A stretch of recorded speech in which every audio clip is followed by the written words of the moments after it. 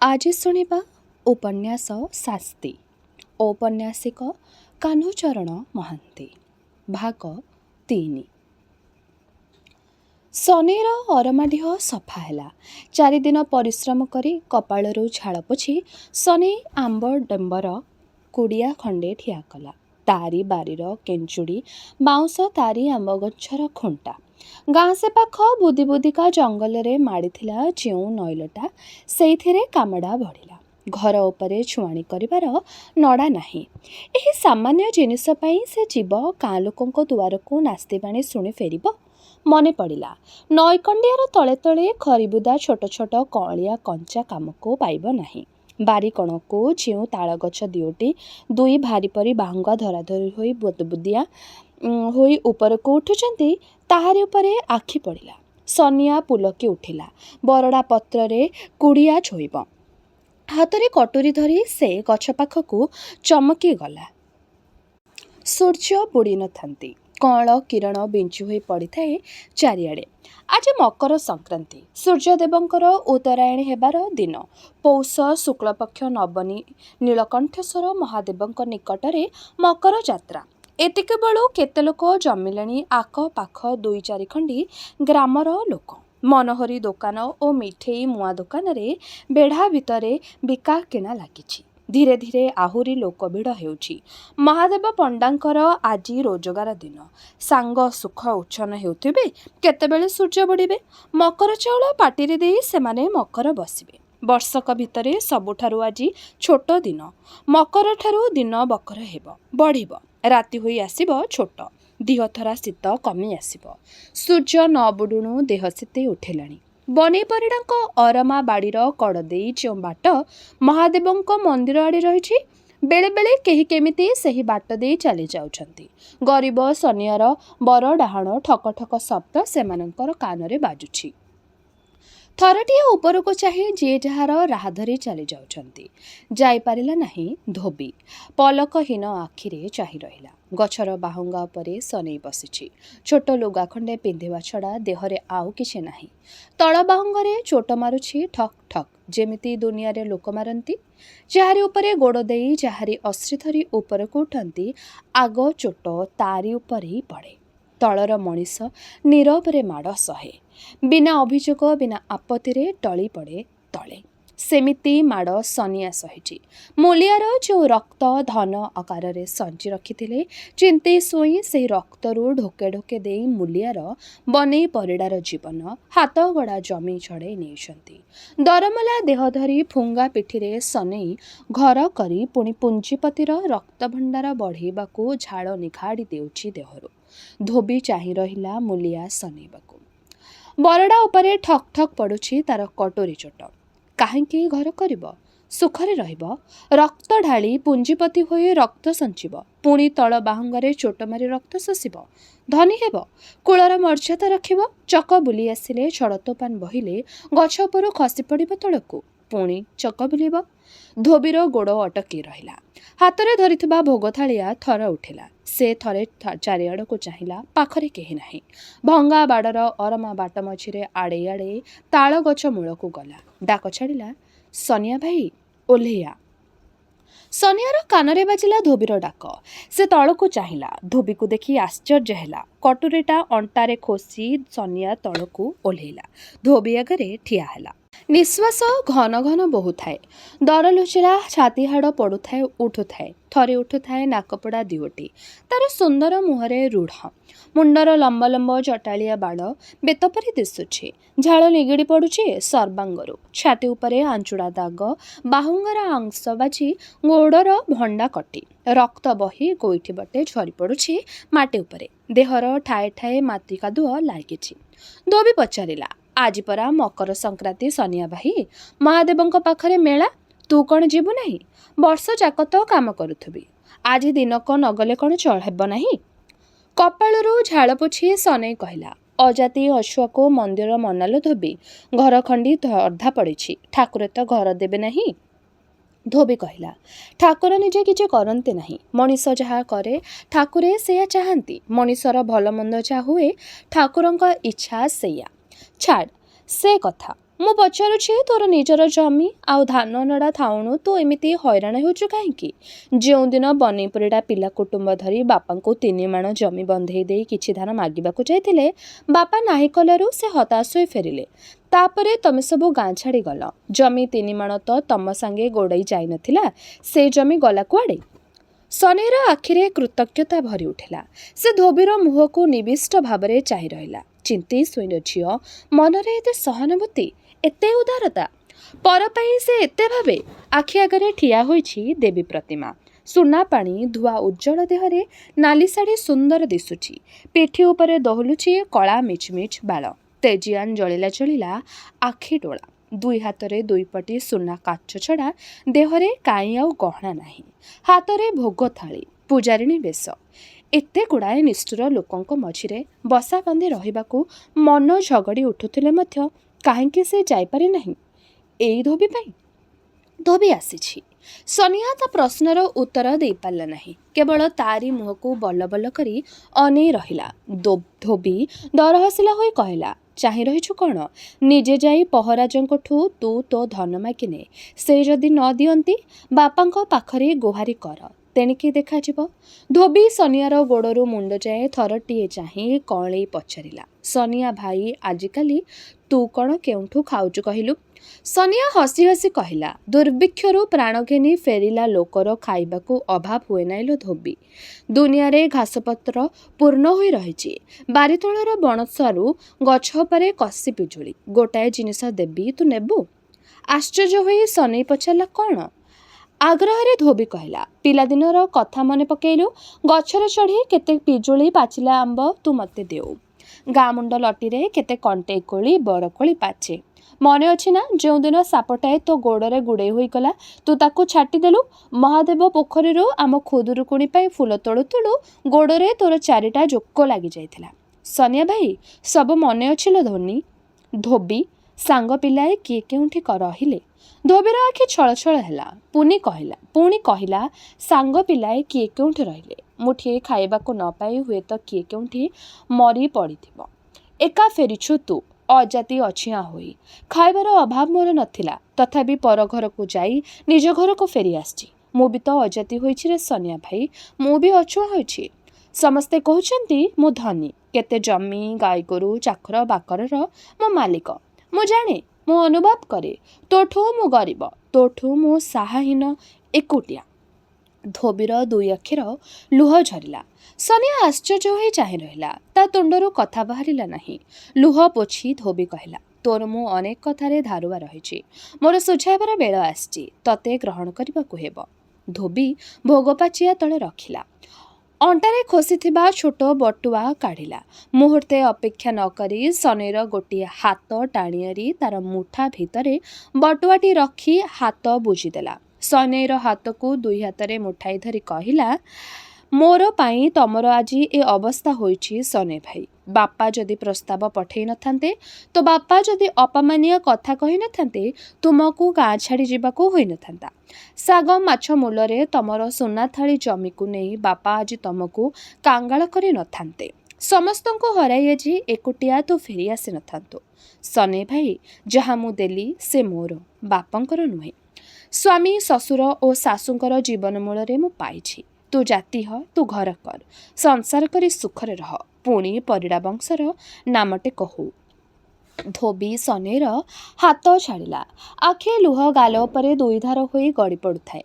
ପୁଣି କହିଲା, ବାପାଙ୍କର ଅକ୍ରୋଶରୁ ମାଧି ରାଉତ ଆଉ କଇଁ ମଧ୍ୟ ରକ୍ଷା ପାଇଲେ ନାହିଁ। ପେଟ ପାଇଁ ତାଙ୍କୁ ବି ଦିନେ ଆମ ଦୁଆରରୁ ହତାଶ ହୋଇ ଫେରି ଗାଁ ଛାଡ଼ି ଚାଲିଯିବାକୁ ହେଲା। ସମସ୍ତଙ୍କର ଅଭିଶାପ ମୋରି ମୁଣ୍ଡରେ ପଡ଼ିଛି ସନିଆ ଭାଇ। ସମସ୍ତଙ୍କର ଅକଲ୍ୟାଣ ମୋରି ମୁଣ୍ଡରେ ପଡ଼ୁ ପଛେ ସମସ୍ତେ ଫେରି ଆସନ୍ତୁ, ସୁଖରେ ରହନ୍ତୁ। ସନେଇ ଉତ୍ତର ଦେବା ପୂର୍ବରୁ ଧୋବି ତା ଆଗରୁ ଚାଲି ଯାଇଥିଲା। ଭୋଗ ପାଛିଆ ସେମିତି ତା ଆଗରେ ଥୁଆ ହୋଇଥାଏ। ଧୋବି ଲୁଚିଗଲା ବୁଦା ଆରପାଖେ। ତଥାପି ସନିଆ ଚାହିଁ ରହିଲା ବିହଳ ଆଖିରେ। ଆଖି ଆଗରେ ଭାସି ଉଠିଲା ରୂପସୀ ଧୋବିର ଚଞ୍ଚଳ ଅଞ୍ଚଳର ପ୍ରାନ୍ତ। ପ୍ରଥମ ଯୌବନର କେତେକ ହଜିଲା ସ୍ୱପ୍ନ ମନର ଚାରିପାଖେ ଖେଳି ବୁଲିଲା। ମନର ଅତଳ ତଳରେ କଳ୍ପନାର ଉତ୍ସ। ଚିର ରହସ୍ୟ ଘେରା ଏ ନାରୀ। ଅବୁଝା ତାର ହସକାନ୍ଦ, କଳ୍ପନାର ଅତୀତ ତାର ବ୍ୟବହାର। ସନିଆ ଆବାକ୍ ହେଲା। ନିର୍ବୋଧ ଶିଶୁ ପରି ଏଣେତେଣେ ଚାହିଁଲା, ଖୋଜିଲା ଯେପରି ଶୂନ୍ୟର ସଙ୍କେତ, ଅଶରୀରୀ ବାଣୀ। ଏହି ରହସ୍ୟମୟୀ ନାରୀର ପ୍ରତି ଭାବଭଙ୍ଗୀ, କଥା ଓ କାର୍ଯ୍ୟର ଅର୍ଥ ବୁଝିବ। ଝଡ଼ପଡ଼ି ତାର ଆଗମନ, ବିଦ୍ୟୁତ୍ ପରି ତାର ହସ ଅବଶ୍ୟ କରିଥିଲା ସନିଆର ଦେହ। ବିକଶିତ ରୂପଶ୍ରୀ ଜ୍ୟୋତ୍ସ୍ନାର ଫୁଟନ୍ତ ଆଲୋକ ପରି ମୁହୂର୍ତ୍ତେ ସେ ଉଜ୍ଜ୍ୱଳ କରିଥିଲା ତାର ଅନ୍ତରର ଅନ୍ଧାର। ନିର୍ଜନ ନିଶାହା ରାତିରେ ମରଣ ମୁହଁରୁ ତାକୁ ସେ ଫେରାଇ ଆଣିଥିଲା। ବଞ୍ଚି ରହିବାକୁ ମନରେ ଆଣିଥିଲା ପ୍ରେରଣା। ଗାଁକୁ ଛାଡ଼ି ଚାଲି ଯିବାକୁ ଯେତେବେଳେ ସ୍ଥିର କରିଥିଲା, ଏଇ ଧୋବି ମୂର୍ତ୍ତି ଆସି ଠିଆ ହୋଇଥିଲା ତାରି ଆଗରେ। ପ୍ରଭାତର ପ୍ରଥମ ଆଲୋକ ଝଳି ପଡ଼ୁଥିଲା ତାର ତରଳ ଦେହର ପ୍ରତି ଅଙ୍ଗରୁ। ସନିଆ ଚାହିଁଲା, ମନକୁ ସ୍ଥିର କରି ପାରିନଥିଲା। ଧୋବିର ଅଭିମାନିଆ କଥା, ମମତା ଲଗା ଅବହେଳା ସନିଆକୁ ବାନ୍ଧି ରଖିଥିଲା। ଆଜି ଏଇ ସଞ୍ଜର ମହଳନ ଛାଇରେ ଧୋବିର ଆଦର ସ୍ନେହ, ତାର ପ୍ରତିପଦ କଥାରେ ଦୃଢ଼ତା। ସନିଆର ମନରେ ନୂଆ ଆଶା ଜନ୍ମାଇଲା। ସନିଆର ଆଖିରେ ଜଗାଇଲା ଭେଳିକି। ବଟୁଆ ଖୋଲି ସନିଆ ଦେଖିଲା 5ଟି ଟଙ୍କା ଆଉ 25ଟି ସୁନା ମୋହର। ଇଚ୍ଛା ହେଲା ଧାଇଁ ଯାଇ ଫେରାଇ ଦେବ। କାହିଁକି ସେ ଧୋବିର ଧାରୁଆ ହୋଇ ରହିବ? ଚିନ୍ତେଇ ଶୋଇ ଯାହା କରିଛନ୍ତି ସେଥିପାଇଁ ତ ଧୋବି ଦାୟୀ ନୁହେଁ।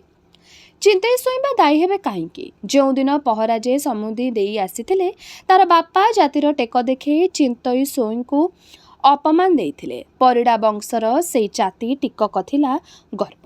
ଚିନ୍ତେଇ ଶୋଇଙ୍କର ପାଳି ପଡ଼ିଲା। ସେ ତାଙ୍କ ଧନର ମହତ୍ତ୍ୱ ଏ କରାମତି ଦେଖାଇଲେ। ଜାତିର ଗର୍ବ, ବଂଶ ମର୍ଯ୍ୟାଦାର ବଢ଼ିମାରେ ବନେଇ ପରିଡ଼ା ତଳକୁ ଚାହିଁ ନଥିଲେ। ଧନ ଓ ଧାନର ଶକ୍ତିରେ ଚିନ୍ତେଇ ଶୋଇ ପରିଡ଼ା ବଂଶକୁ ଆଡ଼ ଆଖିରେ ଅନାଇ ନଥିଲେ। ଅହମିକାର ଅହମିକା ସଙ୍ଗେ ହେଲା ସଂଘର୍ଷ। ଯେତେବେଳେ ଯିଏ ହେଲା ଶକ୍ତିଶାଳୀ, ସେ ଜିତିଲା। ଚିନ୍ତେଇ ଶୋଇ ବା ଧୋବିର ଦୋଷ କ'ଣ? ଦୋଷ ମଣିଷର ବଢ଼ିମାର। କିଏ କରେ ଧନର ବଢ଼େଇ, କେହି କରେ ଧର୍ମତ, ଜାତିର, ବିଦ୍ୟାର, ବୁଦ୍ଧିର, ଜ୍ଞାନର। କିଏ କରେ ଶକ୍ତିର ଗାରିମାର, ଆଉ କିଏ କରେ ରୂପର। ସବୁ ମଣିଷ ଭିନ୍ନ, ସମସ୍ତଙ୍କର ସ୍ୱାତନ୍ତ୍ର୍ୟ ଅଛି। ବିନା ସ୍ୱାତନ୍ତ୍ର୍ୟରେ କେହି ବଞ୍ଚିପାରିବେ ନାହିଁ। ଗର୍ବ ନାହିଁ, ବଡ଼ିମା ନାହିଁ। ସଂସାର ବୈରାଗୀ ସନ୍ନ୍ୟାସୀର ଏହି ନାହିତ୍ୱ ହିଁ ସ୍ୱାତନ୍ତ୍ର୍ୟ। ଚିନ୍ତେଇ ଶୋଇଙ୍କ ବା ଧୋବିର ଦୋଷ କ'ଣ? ଦୋଷ ମଣିଷର ବଢ଼ିମାରେ। କିଏ କରେ ଧନର ବଢ଼େଇ, କେହି କରେ ଧର୍ମର, ଜାତିର, ବିଦ୍ୟାର, ବୁଦ୍ଧିର, ଜ୍ଞାନର। କିଏ କରେ ଶକ୍ତିର ଗାରିମା, ଆଉ କିଏ କରେ ରୂପର। ସବୁ ମଣିଷ ଭିନ୍ନ, ସମସ୍ତଙ୍କର ସ୍ୱାତନ୍ତ୍ର୍ୟ ଅଛି। ବିନା ସ୍ୱାତନ୍ତ୍ର୍ୟରେ କେହି ବଞ୍ଚିପାରିବେ ନାହିଁ। ଗର୍ବ ନାହିଁ, ବଢ଼ିମା ନାହିଁ। ସଂସାର ବିରାଗୀ ସନ୍ନ୍ୟାସୀର ଏହି ନାହିତ୍ୱ ହିଁ ସ୍ୱାତନ୍ତ୍ର୍ୟ। ଚିନ୍ତେଇ ଶୋଇଙ୍କର ଦୋଷ କ'ଣ? ଧର୍ମ ଯଦି ନଥାନ୍ତା, ନଥାନ୍ତା ଜାତି, ଧନ ଉପରେ ଅଧିକାର। ଦୁନିଆରେ ଯାହାର ଯାହା ନିଜସ୍ୱ ଅଛି, ସେତକ ଯଦି ବିଶ୍ୱର ସଭିଙ୍କର ପାଇଁ ନିୟୋଜିତ ହୁଅନ୍ତା, ନିଜର କହିବାକୁ ଅଧିକାର ଯଦି କାହାର ନଥାନ୍ତା, ତେବେ କେଜାଣି ସୁଖ ଦୁଃଖ ଉଭେଇ ଯାଆନ୍ତା ଦୁନିଆର ଛାତି ଉପରୁ। ଅଛୁଆଁ ଅଜାତି ନିର୍ଧନ ବୋଲି ସନିହାର ଆଖି ତଳକୁ ହୁଅନ୍ତା ନାହିଁ। ବିଧବା ବୋଲି ନିଜକୁ ନିଃସହାୟ ମଣି ଧୋବିର ଆଖିରୁ ଝରନ୍ତା ଲୁହ। ଧନୀର ବ୍ୟାରିତରେ ଭାଗ୍ୟକୁ ଆଦରି ଲୋକେ ଟଳି ପଡ଼ନ୍ତେ ନାହିଁ। ନିଶ୍ଚଳ ଜଳରାଶି ପରି ବିଶ୍ୱର ମଣିଷ ସମାନ ହୁଅନ୍ତା ପରା ସ୍ଥିର, ଅଚଞ୍ଚଳ ଜଳ, ନିର୍ଜୀବ, ହିଲ୍ଲୋଳ ନାହିଁ। ସୁଖ ଦୁଃଖ, ଆଶା ଦୁରାଶା ଉଠୁ ପଡ଼ୁନାହିଁ। ଲୁଚି ଯାଆନ୍ତା ଜୀବନର ମୂର୍ଚ୍ଛନା। ସମସ୍ତେ ସଭିଙ୍କର ପାଇଁ ହୋଇ କେହି କାହାରି ପାଇଁ ହୁଅନ୍ତି ନାହିଁ। ସବୁ ସବୁରି ପାଇଁ ଥାଇ ମଧ୍ୟ କିଛି କାହାରି ପାଇଁ ନଥାନ୍ତି। ସନେଇ ଯାଇପାରିଲା ନାହିଁ। ଧୋବିର କଥା କେଇପଦ ସ୍ୱପ୍ନରେ ଦୈବବାଣୀ ପରି ମନ ଭିତରେ ଓଲଟ ପାଲଟ ହେଲା। ଜାତି ହେବ, ଘର କରିବ, ପୁଣି ପରିଡ଼ା ବଂଶର ଟେକ ରଖିବ, ଘର କରିବ। ଧୋବିର ହାତର ପରଶ କୋହୁ କୋହୁ ଅଟକି ଯାଉଥିଲା ତାରି କଥା। ଥର ଉଠିଲା ଦେହଲତା। ଫିଟିଥିବା କବରୀ ଦୋହଲି ଉଠୁଥିଲା। କଥାରେ ଉତ୍ତେଜନା ନଥିଲା। ମୁହଁକୁ ଚାହୁଁ ଚାହୁଁ ଆଖି ନୋଇଥିଲା ଧୋବି। ସନିଆର ଆଖି ଆଗରେ ସ୍ୱପ୍ନମୟ ଭବିଷ୍ୟତ ଏତେ କୁହୁକ ଧରି ଠିଆ ହେଲା। ସୁନେଲି ଆଶାର ଅସରନ୍ତି ଡୋର ସନିଆର ମନ ଚାରିପାଖେ ଘେରିଲା। ସେ ଛନ୍ଦ ହେଲା। ମନ ତାର କୁହାଟ ଛାଡ଼ିଲା। ସନିଆ ଜାତି ହେବ, ଘର କରିବ, ପରିଡ଼ା ବଂଶର ଟେକ ରଖିବ। ସନିଆ ଜାତି ହେଲା। ପୂର୍ବ ପୁରୁଷର ଅରମା ଡିହରେ ଯେଉଁଠି ସନିଆ ତୋଳିଥିଲା ତାର କଡ଼ିଆ, ତାରି ଆଗରେ ଛାମୁଡ଼ିଆ ବନ୍ଧା ହେଲା। ସେଦିନ ମାଘ ମାସ ଶୁକ୍ଲପକ୍ଷ ପଞ୍ଚମୀ, ସରସ୍ୱତୀ ଦେବୀଙ୍କର ପୂଜା। ଆସିଲେ ବ୍ରାହ୍ମଣ ପୁରୋହିତ। ପହରାଜଙ୍କର ପରାମର୍ଶରେ ପ୍ରାୟଶ୍ଚିତ୍ତର ସବୁ କରାହେଲା। ଗାଁର ପ୍ରତି ମନ୍ଦିରରେ ଭୋଗ ରାଗ, ଠାକୁର ମାର୍ଜଣ, ବାଇଦ ବଜାଣରେ ଗାଁ ପଡ଼ୁଥାଏ, ଉଠୁଥାଏ। କର୍ମ କର୍ମିଣୀ ପରେ ବ୍ରାହ୍ମଣ ଭୋଜନ ଚିନ୍ତେ ସ୍ୱଇଁଙ୍କ ଆଦେଶରେ ନିଧେଇ ସ୍ୱଇଁ ସବୁ ଦେଖାଶୁଣା କରୁଥାନ୍ତି। ଉପରେ ପଡ଼ି ଗାଁର କେତେ ମାମଲତାକାର ଆସି ବିଧିବିଧାନ ବତେଇ ଦେଉଥାନ୍ତି। ପଇସାକ ଜାଗାରେ 4 ପଇସା ଖର୍ଚ୍ଚରେ ବ୍ୟବସ୍ଥା କରୁଥାନ୍ତି। ରାତିରେ ଛାମୁଣ୍ଡିଆ ତଳେ ଗାଁ ଭାଇଙ୍କର ପତ୍ର ପଡ଼ିଥିଲା। ପଙ୍ଗତରେ ନିଧେଇ ସ୍ୱଇଁ ମଧ୍ୟ ବସିଥିଲେ। ସମସ୍ତଙ୍କର ମନରେ ଗୋଟିଏ ପ୍ରଶ୍ନ ତୁହାଇ ଉଠୁଥାଏ। କାଙ୍ଗଳ ସନିଆ ଟଙ୍କା ପାଇଲା କେଉଁଠୁ? ଯିଏ ଯାହା ବତାଇଲେ କରୁଛି, କୁଣ୍ଠିତ ଭାବ ନାହିଁ। ଖରଚ କରିବାକୁ ଟିକିଏ ହୋଇ ପଛଉ ନାହିଁ। ବ୍ରାହ୍ମଣମାନଙ୍କୁ ଦକ୍ଷିଣା ମଧ୍ୟ ଭଲ ଦେଇଥିଲା। କିଏ କେତେ କଥା କହିଲେ। ଭରସା କରି ଜଣେ ଅଧେ ସନିକୁ ପଚାରିଥିଲେ। ସମସ୍ତଙ୍କୁ ସନିଆ ଗୋଟିଏ ଜବାବ ଦେଲା, କାହାରି ଗଣ୍ଠିମାଲ ମୁଁ ଚୋରି କରିନାହିଁ। ଲୋକେ କହିଲେ ମାଟି ଖୋଳୁ ଖୋଳୁ ପୁରୁଣା ଡିହରୁ ସନେଇ ପରିଡ଼ାର ହାବୁଡ଼ରେ ପୋତା ମାଲ କିଛି ପଡ଼ିଯାଇଛି। 7 ପୁରୁଷର ଢିଅ। ନିଧେଇ ସ୍ୱଇଁ ଏକମତ ହୋଇ କହିଲେ, ବେଶୀ ନୁହଁ, ଯାହା କିଛି ପାଇଛ ଖାଲି ପୁରୁଣା ସୁନା ମୋହର। ମୋରି ପାଖରେ ବିକ୍ରି କରି ଟଙ୍କା ଆଣିଛି। ଯେତେବେଳେ ତାର ଯେପରି ଲୋଡ଼ା, ପଚାରିଲେ କହୁଛି କାହାରି ଗଣ୍ଠିମାଳ ସେ ଚୋରି କରି ନାହିଁ। ପାଲା ଭାଙ୍ଗିଲା। ସନିଆ ଜାତିରେ ମିଶିଲା। ମନେ ମନେ ଗର୍ବ ଅନୁଭବ କଲା ସେ। ଆଜି ସମାଜରେ ମିଶିଛି। କେହି ତାକୁ ଅଛୁଆଁ ଅଜାତି ବୋଲି ଘୃଣା କରିପାରିବେ ନାହିଁ। କେହି ତାକୁ ଘର ମନା କରିପାରିବେ ନାହିଁ। ସନିଆ ଜାତିରେ ମିଶିଛି। ପେଟର ଜ୍ୱାଳାରେ ଜୀବନ ପାଇଁ ଯେତେ ଯାହା ଅଖାଦ୍ୟ ଖାଇ ସେ ତାର କାୟା ନଷ୍ଟ କରିଥିଲା, ପଞ୍ଚାମୃତ ପାଣି ଦେହରେ ପଡ଼ି ସବୁ ଅପବିତ୍ରତା ତାର ଧୋଇ ହୋଇଯାଇଛି। ଲଣ୍ଡିତ ମୁଣ୍ଡ ହୋଇ ସେ ଆଜି ସମାଜ ଭିତରେ ପଶିଛି। ଏଥର ସେ ଠାକୁର ମନ୍ଦିର ଭିତରେ ପଶିପାରିବ।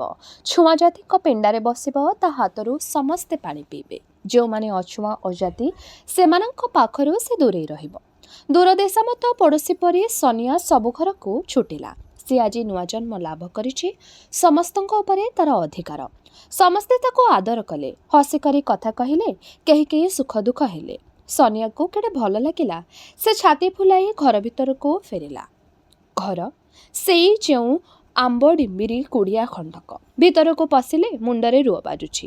ରୁଅ ଉପରେ ତାଳ ବରଡ଼ା। ଏଇ ଘରେ ସେ ରହିବ? ତାକୁ ଲାଜ ମାଡ଼ିଲା। ଅଣ୍ଟାରୁ ବଟୁଆ କାଢ଼ି ଦେଖିଲା, ଆଉ କିଛି ଅଛି। ଭଲ କରି ଘଡ଼ ଖଣ୍ଡିଏ ତୋଳିଦେବ। ମୁଣ୍ଡ ଗୁଞ୍ଜିବାକୁ ରାହା ମିଳିଲେ ପେଟ ପାଇଁ ସେ ଯେଉଁଠି ହେଲେ ମୂଲ ଲାଗିଯିବ। ସନିଆ ଘର ତୋଳିଲା। 2 ବଖରା 3 ଶୁଣିଆ ଘର। ଉଚ୍ଚ ମୂଳଦୁଆ। 3 ପଟେ କାନ୍ଥ। ଚାଳି ଦେଇ ନିବୁଜ ଖଞ୍ଜା। ଅଗଣାରେ କୂଅ। 10 ଗୁଣ୍ଠ ବାରିର ଚାରିପାଖେ ବୋଜା ହେଲା ବାଡ଼। ପରିଡ଼ାଙ୍କର ଅରମାଢିଅ ଘର ପରି ଦିଶିଲା। ଲୋକେ ଦେଖି ନିଶ୍ୱାସ ମାରିଲେ। କିଛି ପୋତମାଲରେ ହାବୁଡ଼ରେ ପଡ଼ିଛି ଆଉ। ବେଶୀ ଦିନ ନୁହେଁ ଯେ ଏମିତି ମାଲ ଏକା ପାଖରେ ଉଡ଼ିଯାଏ। ଝାଳବୁହା ନୁହେଁ ପରା। ଘର ଆଗରେ ଠିଆ ହୋଇ ସନିଆ ଘର ଆଡ଼କୁ ଚାହିଁ ରହିଲା। ତୃପ୍ତିର ନିଶ୍ୱାସ ଛାଡ଼ିଲା। ମନେ ହେଲା ଯେପରି ସେହି ଘର ଭିତରୁ ହସି ହସି ଧୋବି ବାହାରି ଆସୁଛି। କିନ୍ତୁ କାହିଁ ଧୋବି? ମକର ସଂକ୍ରାନ୍ତି ଦିନ ତା ସାଙ୍ଗରେ ଶେଷ ଦେଖା ହୋଇଥିଲା। ଏ ଭିତରେ ତାର ଏତେ ପରିବର୍ତ୍ତନ ହୋଇଗଲାଣି, କିନ୍ତୁ ଧୋବି ସଙ୍ଗେ ଦେଖା ହୋଇନାହିଁ। ମନ ଛଟପଟ ହେଉଛି ଦେଖା କରିବାକୁ। ସାହସ ହେଉନାହିଁ। ମୂଲିଆ ସନିଆ କି ଭରସାରେ ଲକ୍ଷପତି ଚିନ୍ତେଇ ସ୍ୱଇଁଙ୍କର ଝିଅ, ଲକ୍ଷପତି ଚିନ୍ତେଇ ନାୟକଙ୍କ ବୋହୂ ସଙ୍ଗେ ଦେଖା କରିବ? କାହିଁକି ଧୋବି ଏତେ ମାୟା ଲଗାଇଲା? କାହିଁକି ସେ କାଙ୍ଗାଳ ସନିଆକୁ ମରଣରୁ ମୁହଁରୁ ଅଟକାଇ ଦେଲା? ଦେଶାନ୍ତରୀ ହେବା ସଂକଳ୍ପ ଆଗରେ ଠିଆ ହୋଇ ପୁଣି ସେହି ପୁରୁଣା ସମାଜ, ପୁରୁଣା ମାଟିରେ ତାର ଚେର ପୋତିଲା। ଏ ଘର କାହାର? ନୂଆ ଜନ୍ମ ପାଇ ଫେରି ଆସିଛି ଯେଉଁ ସନିଆ, ସେ କାହାର? ସନିଆର ମନରେ ଖେଳି ବୁଲୁଛି ଯେଉଁ ଭାବନା, କାମନା, ଭବିଷ୍ୟତର ସୁନେଲି ଛବି, ସେଥିପାଇଁ ଦାୟୀ କିଏ? ସବୁ ତ ଧୋବିର। ସନିଆ ତାର ସ୍ନେହ ଆଗ୍ରହର ଖେଳନାଟିଏ। ଧୋବି ତାକୁ ଯାହା ଦେଇଥିଲା ସବୁ ଶେଷ ହୋଇଛି। ପେଟ ପାଇଁ ପୁଣି ଏଣିକି ତାକୁ ମୂଲ ଲାଗିବାକୁ ହେବ। କାହିଁକି? ବଞ୍ଚିବାକୁ, ପରର ଧନ ସମ୍ପତ୍ତି ବଢ଼ାଇବାକୁ? ବଞ୍ଚିବା ବା କାହିଁକି? କେବଳ ମୂଲ ଲାଗିବାକୁ। ଭଗବାନଙ୍କର କ'ଣ ଏହା ହିଁ ବିଧାନ? ବିନା ଦୋଷରେ ଜଣକୁ କରିବେ ମୂଲିଆ। ବିନା ପରିଶ୍ରମରେ ଆଉ ଜଣେ ହେବ ତାର ମାଲିକ। ପ୍ରତି ମନ୍ଦିରରେ ଯେଉଁ ଅଚଳ ମୂକ ଦେବତା ମଣିଷ ହାତରେ ଗଢ଼ା ହୋଇ ମଣିଷ ହାତରେ ପ୍ରତିଷ୍ଠିତ ହୋଇଛନ୍ତି, ମଣିଷର ସ୍ୱାର୍ଥପରତା ପାଇଁ ସେ ଯେଉଁ ଧର୍ମର ମନ୍ତ୍ର ରହିଛି, ସେହି ମନ୍ତ୍ର ଶୁଣି ଶୁଣି ଯେଉଁ ଅଚଳ ଅଥଙ୍କ ପରି ପଥର ମୂର୍ତ୍ତି ଫୁଲଚନ୍ଦନରେ ଘୋଡ଼ାଇ ହୋଇଛନ୍ତି, ସେ ତ ପ୍ରଚାର କରନ୍ତି ନାହିଁ ଉଚ୍ଚ ନୀଚତା, ଅସମାନତା। ପ୍ରଚାର କଲେ ମଣିଷ ଯିଏ ଗଢ଼ିଛି ଠାକୁର, ଯିଏ ରହିଛି ବେଦ ପୁରାଣ ମନ୍ତ୍ର। ପର ଦୁଆରେ ମୁନ ନ ଲାଗି ସନିଆର ଅନ୍ୟ ଉପାୟ ନାହିଁ। ପେଟ ପୋଷିବ, ବଞ୍ଚିବ, ପୁଣି ଡହଳ ବିକଳ ହେବ।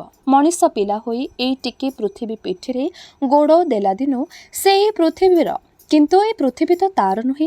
ଯେଉଁମାନେ ଯାହା ଆଗତୁରା ମାଡ଼ି ବସିଛନ୍ତି ସବୁ ତାଙ୍କର। ସେମାନେ ଦିନେ ଚାଲିଯିବେ, କିନ୍ତୁ ଯେଉଁମାନଙ୍କୁ ନିଜର ବୋଲି ଡାକନ୍ତି ସବୁ ଛାଡ଼ିଯିବେ ତାଙ୍କରି ପାଇଁ। ସତେ ଯେପରି ମା ପେଟରୁ ସେମାନେ ସେ ସବୁକୁ ସଙ୍ଗରେ ଘେନି ଆସିଥିଲେ। ସନିଆ ତାଙ୍କରି ଦୁଆରେ ମୂଲ ଲାଗିବ, ତାଙ୍କରି ପରି ହେବାକୁ ଅବା ତାଙ୍କଠୁ ବଡ଼ ହେବାକୁ। ସେ ଦିନରାତି ପରିଶ୍ରମ କରିବ। ସନିଆ ପରଦୁଆରେ ମୂଲ ଲାଗିବାକୁ ଗଲା। ନିତି ସକାଳେ ଉଠି ସେ ଘରର କାମ କରେ। ନିଜେ କରିଥିବା ବଗିଚାରେ କୋଡ଼ି ଧରି ହାଣିଥାଏ। ପରଦୁଆରେ ଖଟି ଖଟି ହାଡ଼ଭଙ୍ଗା ପରିଶ୍ରମ କରି ଗାଧୁଆ ବେଳକୁ ସେ ଫେରେ। ରାତିକ ପଖାଳ ଗଣ୍ଡିଏ ଖାଇ ଦମ୍ ନିଏ, ପୁଣି ଉଠେ, ଯାଏ ସେ କାମକୁ। ସଞ୍ଜବତୀ ଲାଗେ। ପଇସା 3 ଅଣା ମୂଲ ଧରି ସେ ଫେରେ। ଦୋକାନରୁ ଚାଉଳ, ଡାଲି, ଲୁଣ, ତେଲ କିଣି ଆଣେ। କାମରୁ ଫେରି ଘର ପିଣ୍ଡାରେ ଭାଙ୍ଗିଳି ପଡ଼ିଯାଏ ଘଣ୍ଟାଏ। ଆଖଡ଼ା ଘରୁ ମୃଦଙ୍ଗ ବାଜି ଉଠେ। ଏ ପାଖରୁ ଶୁଭେ ଖଞ୍ଜଣି ମାଣର ଶବ୍ଦ। ସନିଆ ଉଠେ, ରୋଷେଇ କରେ, ପୁଣି ବଗିଚାରେ କାମ କରେ। ବାଇଗଣ କଷି ଧରିଲାଣି, ସାରୁ ଗଛ ମରି ମରି ଆସୁଛି। ଲଙ୍କା ମରିଚ ଗଛଗୁଡ଼ିକର ଫୁଲ କଷି ଲଦି ହେଲାଣି। କେତେ ଯତ୍ନରେ ସନିଆ ସେସବୁ ଲଗାଇଛି, ବଢ଼ାଇଛି। ରାତି ଅଧରେ ସନିଆ ହାତରନ୍ଧା ଭାତ ଖାଏ। ବାକି ତକ ପଖାଳି ଦେଇ ସେ ଶୋଇପଡ଼େ। ନିଦ ଭାଙ୍ଗେ ପାହାନ୍ତକୁ। ସାଙ୍ଗ ମୂଲିଆ ଗାଁ ଲୋକେ କଥାଭାଷା ହୁଅନ୍ତି। ସନିଆର ପୋତାପାଣ୍ଠି ସରିଗଲା ପରା। କେହି କେହି ପଚାରି ଦିଅନ୍ତି। ସନିଆ ମୁଣ୍ଡ ହଲାଇ କହେ, ସରିନାହିଁ, ଢେର ଅଛି। ଲୋକେ ଆଶ୍ଚର୍ଯ୍ୟ ହୁଅନ୍ତି। ସନିଆ ହସି ହସି କହେ, ଦିନେ ବାହାରିବ ଯେ ଦେଖିବ ରହିଥ। ନିତି ପରିଶ୍ରମ କରି ସନିଆ ଯେଉଁ ମୂଳ ଭେଳେଇ ଆଣେ ସେତକ ତାରି ପେଟକୁ ନିଅଣ୍ଟ ହୁଏ। 4 ପଇସା ବଳେଇ ରଖି ବାଛୁରୀକୁ ଛେଳିଟିକୁ କିଣିବାକୁ ତାର ଉପାୟ ନଥାଏ। 3 ମାଣ ଜମି ବାପ ଛାଡ଼ି ଯାଇଥିଲା। ସେତକ ଚିନ୍ତେଇ ଶୋଇ ଦଖଲ କରି ବସିଛନ୍ତି। ଜମିର ଭାଗଦାନ ପହରାଜଙ୍କ ଜିମା ଅଛି। ଏହା ଜାଣି ମଧ୍ୟ ସାହସ କରି ସ୍ୱଇଁଙ୍କ ଘରକୁ କି ପହରାଜଙ୍କ ଘରକୁ ସେ ଯାଇପାରେ ନାହିଁ। ନିଜର ମାଲ କେବେ ବି ଗାଁ ଲୋକ ଠାକୁରଙ୍କ ନାମରେ ସ୍ୱଇଁଙ୍କୁ ଆଗରେ ରଖି ଜମିତକ ଦଖଲ କରିଛନ୍ତି। ସନେଇ ଜମି ପାଖରୁ ଯିବାକୁ ସାହସ କରେ ନାହିଁ। ଉପାସ ରହି ମଧ୍ୟ ପହରାଜଙ୍କୁ ଧାନ ମାଗେ ନାହିଁ। ଗାଁ ଲୋକେ ଯଦି ମେଳି ହେବେ ତାହାରି ବିରୁଦ୍ଧରେ ସେ ଠେଙ୍ଗା ଉଠାଇ ପାରିବ ନାହିଁ। ଜମିଦାରଙ୍କ ଆଗରେ ଗୁହାରି କରିବାକୁ ଗଲେ ସଲାମି ଦରକାର। ଧୋବିର ଉପଦେଶ ତାର ମନେ ପଡ଼େ। ସ୍ତ୍ରୀ ଲୋକ ପୁଣି ପିଲା ବୟସ, ଭଲମନ୍ଦ ବିଚାର କରିବାର ବୁଦ୍ଧି ତାର ନାହିଁ। ଗାଁ ଲୋକଙ୍କ ବିରୁଦ୍ଧରେ ଠିଆ ହେଲେ ଶେଷ ଫଳ କ'ଣ ହୁଏ ତାକୁ ଜଣା ନାହିଁ।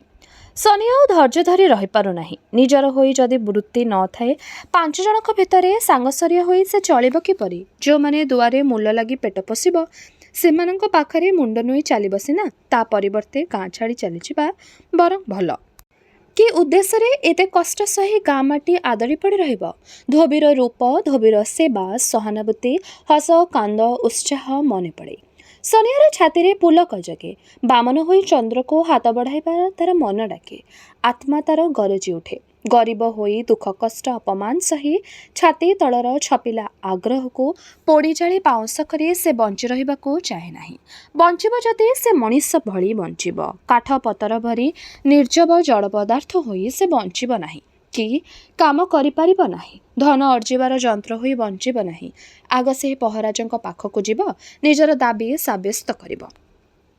ପହରାଜି ବି କିଛି ଶୁଣିଲେ ନାହିଁ। ସନିଆର ସବୁ କଥା ଶୁଣି ନାଶ ଟିପେ ନାକରେ ଦେଇ ଚୁଟିହଳା ଫୁଲ କେଣ୍ଡିକ ହଲାଇ ହଲାଇ କଅଁଳେଇ କହିଲେ, ଆରେ ବାପ ସନେଇ, ଜମିର ମାଲିକ ହେଲେ ଜମିଦାର।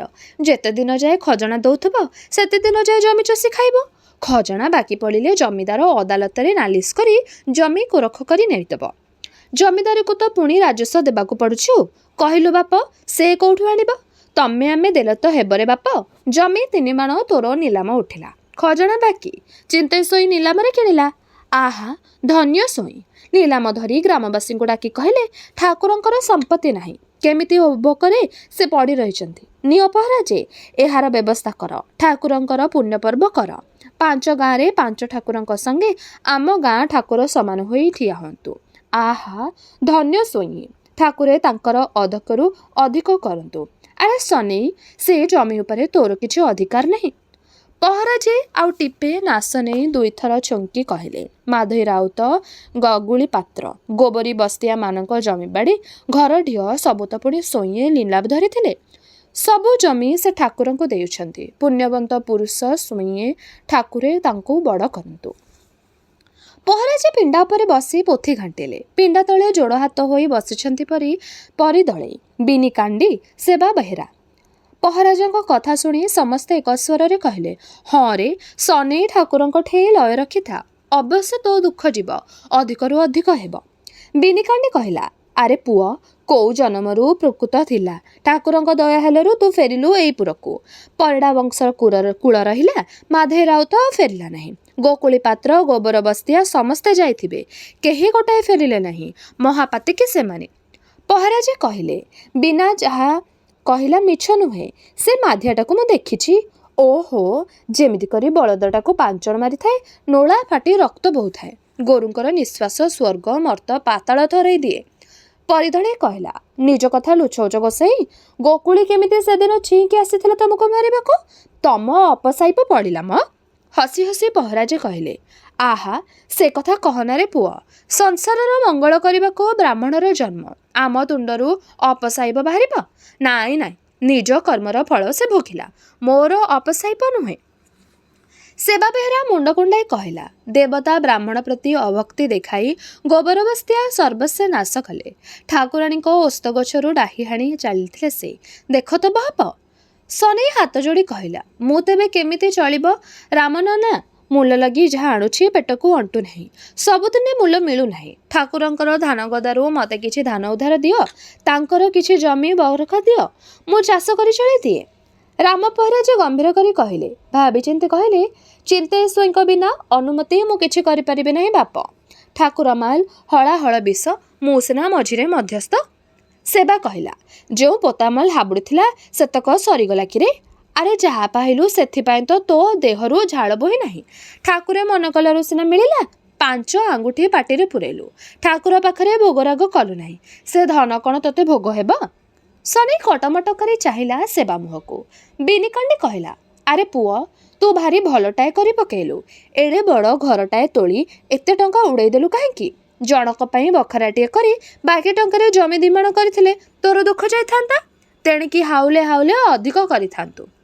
ରାମ ପହରାଜେ ପୋଥି ଘାଣ୍ଟି କହିଲେ, ଏଇରେ ପରି ବାହାରିଲା, ତୋ ଭାଉଜର ନଳିଗୋଡ଼ ଘାରେ ମାଛି ବସିଗଲା, ସେଇଟା ହେଲା ମାଛି ଅପତକ ଦୋଷ।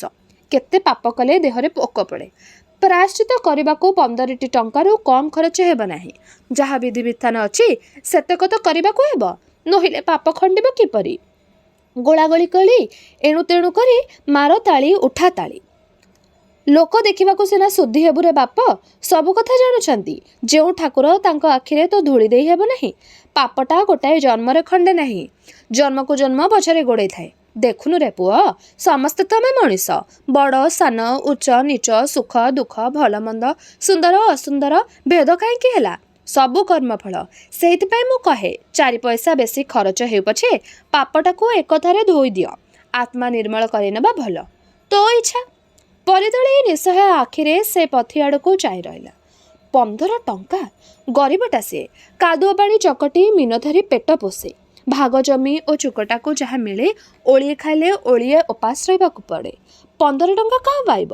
ରୋଜଗାରିଆ ବଡ଼ ଭାଇ ବସନ୍ତରେ ଚାଲିଗଲା ଦିନୁ ସଂସାରର ବୋଝ ତା ମୁଣ୍ଡରେ ପର୍ବତ ପରି ଲଦା ହୋଇଗଲା। ଅବସ୍ଥା ଅଚଳ, 15 ଟଙ୍କା କାହା ପାଇବ? ଆଉ ନ କଲେ ବି ନ ଚଳେ। ଜାତି ଭାଇ ଅଟକ କରିଛନ୍ତି, ତା ଘରେ ପାଣି ଛୁଉଁନାହାନ୍ତି, କେହି ଆଉ ଚୁଡ଼ା କୁଟିବାକୁ ଦେଉନାହାନ୍ତି।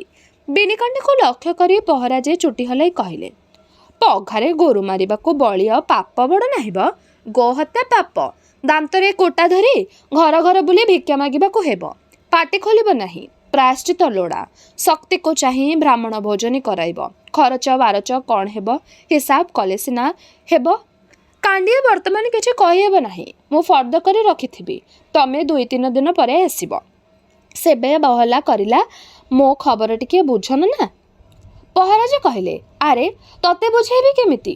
ରୋଗା ହେଉ ଭଲ ହେଉ ବିଲେଇଟାଏ, ତୋ ଘରଣୀ ଯେତେବେଳେ ବାଡ଼ି ପକାଇଲା ସେ ସେହି ବାଡ଼ି ବାଜି ପ୍ରାଣ ଗଲା। ଯାହା ତୋର ଶକ୍ତିକୁ ପାଇବ ଗଣ୍ଡାଏ ଖାଇବାକୁ ଦେଇ ଫଳେ ପୁଷ୍ପେ ବିଦାୟ କରି କାମ ଶେଷ କର। ପ୍ରହରାଜେ ଉଠିଲେ, କହିଲେ, ଚିନ୍ତେଶ୍ୱରୀ ଝିଅ ଧୋବିର କାଲି ଏକାଦଶୀ, ସେ ଡକେଇ ପଠେଇଛି। ପ୍ରତି ଏକାଦଶୀକୁ ହୋମ ହୁଏ, 5 ମୂର୍ତ୍ତି ବ୍ରାହ୍ମଣ ଭୋଜନ କରନ୍ତି, ଭାଗବତ ପାଠ ହୁଏ। ଯାହା କହ, ପିଲା ବୟସରୁ ବିଧବା ହୋଇ ଖଣ୍ଡେଇତ ଘରେ ଜନ୍ମ ହୋଇ ଏପରି ନିଷ୍ଠାରେ ଚଳିବା ଦେଖା ନଥିଲା। ମୋତେ ସେଇଠିକୁ ଯିବାକୁ ହେବ, ତମେ ସବୁ ଯାଅ ଏଥର। ସମସ୍ତେ ଉଠି ଠିଆ ହେଲେ। ଥଙ୍ଗେଇ ଥଙ୍ଗେଇ ସନେଇ ପଚାରିଲା, ମୋ କଥା କ'ଣ ବୁଝିଲେ ନନା? ନାହିଁ କଲେ ଚଳିବ ନାହିଁ। ମୁଁ ପୁଣି ଖାଇବି କ'ଣ, ବଞ୍ଚିବି କିପରି? ନୋହିଲେ ତମରି ଜମିରୁ କିଛି ମୋତେ ଭାଗ ଦିଅ, ମୁଁ ଫସଲ କରିବି, ତମ ଭାଗ ତମକୁ ବୁଝେଇଦେବି। ଚଳିବା ମାନିଆ କିଛି ଧାନ ମୋତେ ଦିଅ, ଫସଲ କରି ସୁଧ ସହିତ ତମକୁ ମୁଁ ସୁଝେଇଦେବି। ରାମ ପହରାଜେ ବିରକ୍ତିଆ ସ୍ୱରରେ କହିଲେ, ତୋ ଚଳାଚଳ ପାଇଁ ମୁଁ ଦାୟୀ ନୁହେଁ। ଗାଁର ହର୍ତ୍ତାକର୍ତ୍ତା ହେଲେ ଚିନ୍ତେ ସ୍ୱଇଁ, ତାଙ୍କ ଆଗରେ ଗୁହାରି କର। କେଉଁ କଥାର ଅଭାବ? ଧନ କହିଲେ ସେ ଦେବେ, ଜମି କହିଲେ ସେ ଦେବେ, ତାଙ୍କୁ ବଜେଇ ପାରିଲେ ତୋର ଦୁଃଖ ଯିବ। ଆମେ ସବୁ ଛେଳି ମେଣ୍ଢା, ଆମ ଗୋଡ଼ରେ କି ଧାନ ମକଚି ହେବରେ ବାପା। ଏତିକି କହି ପହରାଜେ ଭିତରକୁ ଗଲେ। ପରି, ବିନି ଓ ସେବା ଧୀରେ ଧୀରେ ଚାଲିଗଲେ। ସନେଇ ପହରାଜଙ୍କ ଘର ଆଡ଼େ ନଡ଼ିଆ ଗଛ ମୂଳରେ ହତାଶ ହୋଇ ବସି ପଡ଼ିଲା। ଆଜି ପୌଷ କୃଷ୍ଣ ଦଶମୀ। ଶୀତ କମିଥିଲେ ମଧ୍ୟ ଦ୍ୱିପହରଟା ଦେହ ଶୀତେଇ ଉଠୁଛି। ଛାଇରେ ବସିଲେ ଦେହ ଶୀତଉଛି, ଖରାରେ ଗଲେ ଖରା କାଟୁଛି। ସନେଇ ନଡ଼ିଆ ଗଛ ମୂଳର ପାତଳ ଛାଇ ତଳେ ବସି ଭାବିବାକୁ ଲାଗିଲା ଏଥର ଉପାୟ କ'ଣ। କାହାର ଖିଲିଖିଲି ହସ ଓ ଗୋଡ଼ିଆ ଗୋଡ଼ ଶବ୍ଦ ଶୁଣି ସେ କରେଇ ଚାହିଁଲା। ପହରାଜଙ୍କ ଘର କଡ଼ା କଳାବେଳେରେ ଧାନ ପାଳଗଦା କଳରେ ଖଳାର ଖୁଣ୍ଟ ପାଖରେ ଲୁଚି ଯାଉଛି ଝିଅଟିଏ।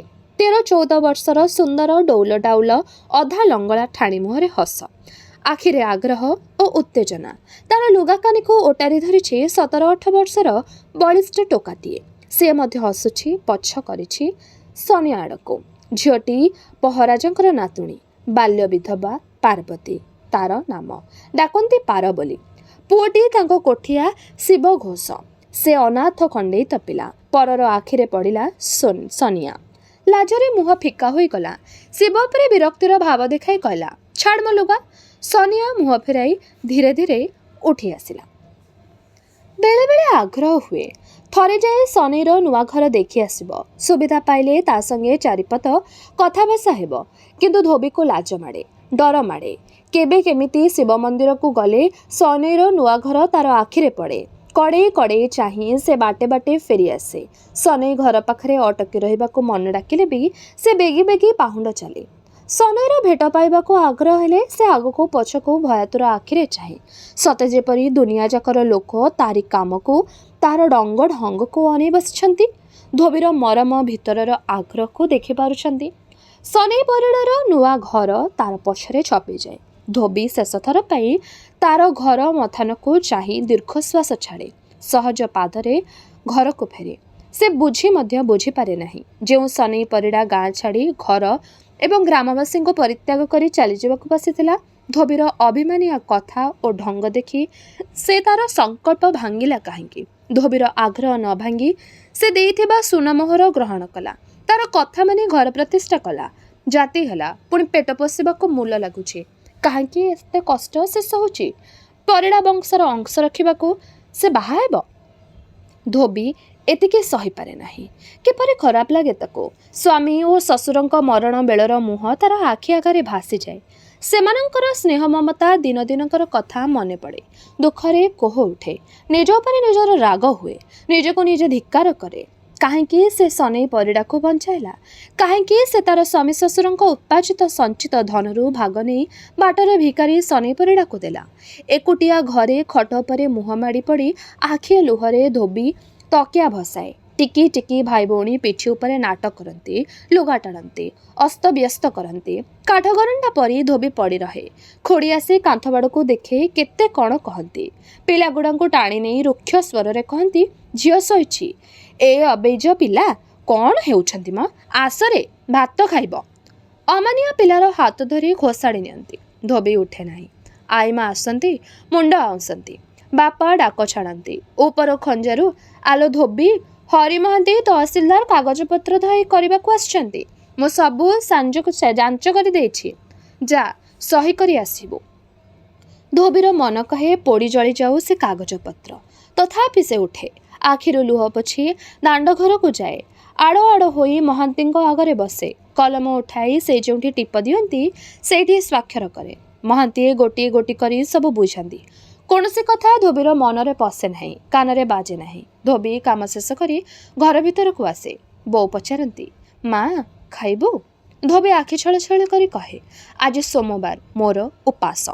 ଏକୁଟିଆ ଘରକୁ ସେ ଉଠିଯାଏ। ଭାଗବତ ପଢ଼େ। ଆଈ ବୁଢ଼ୀ ଶୁଣନ୍ତି।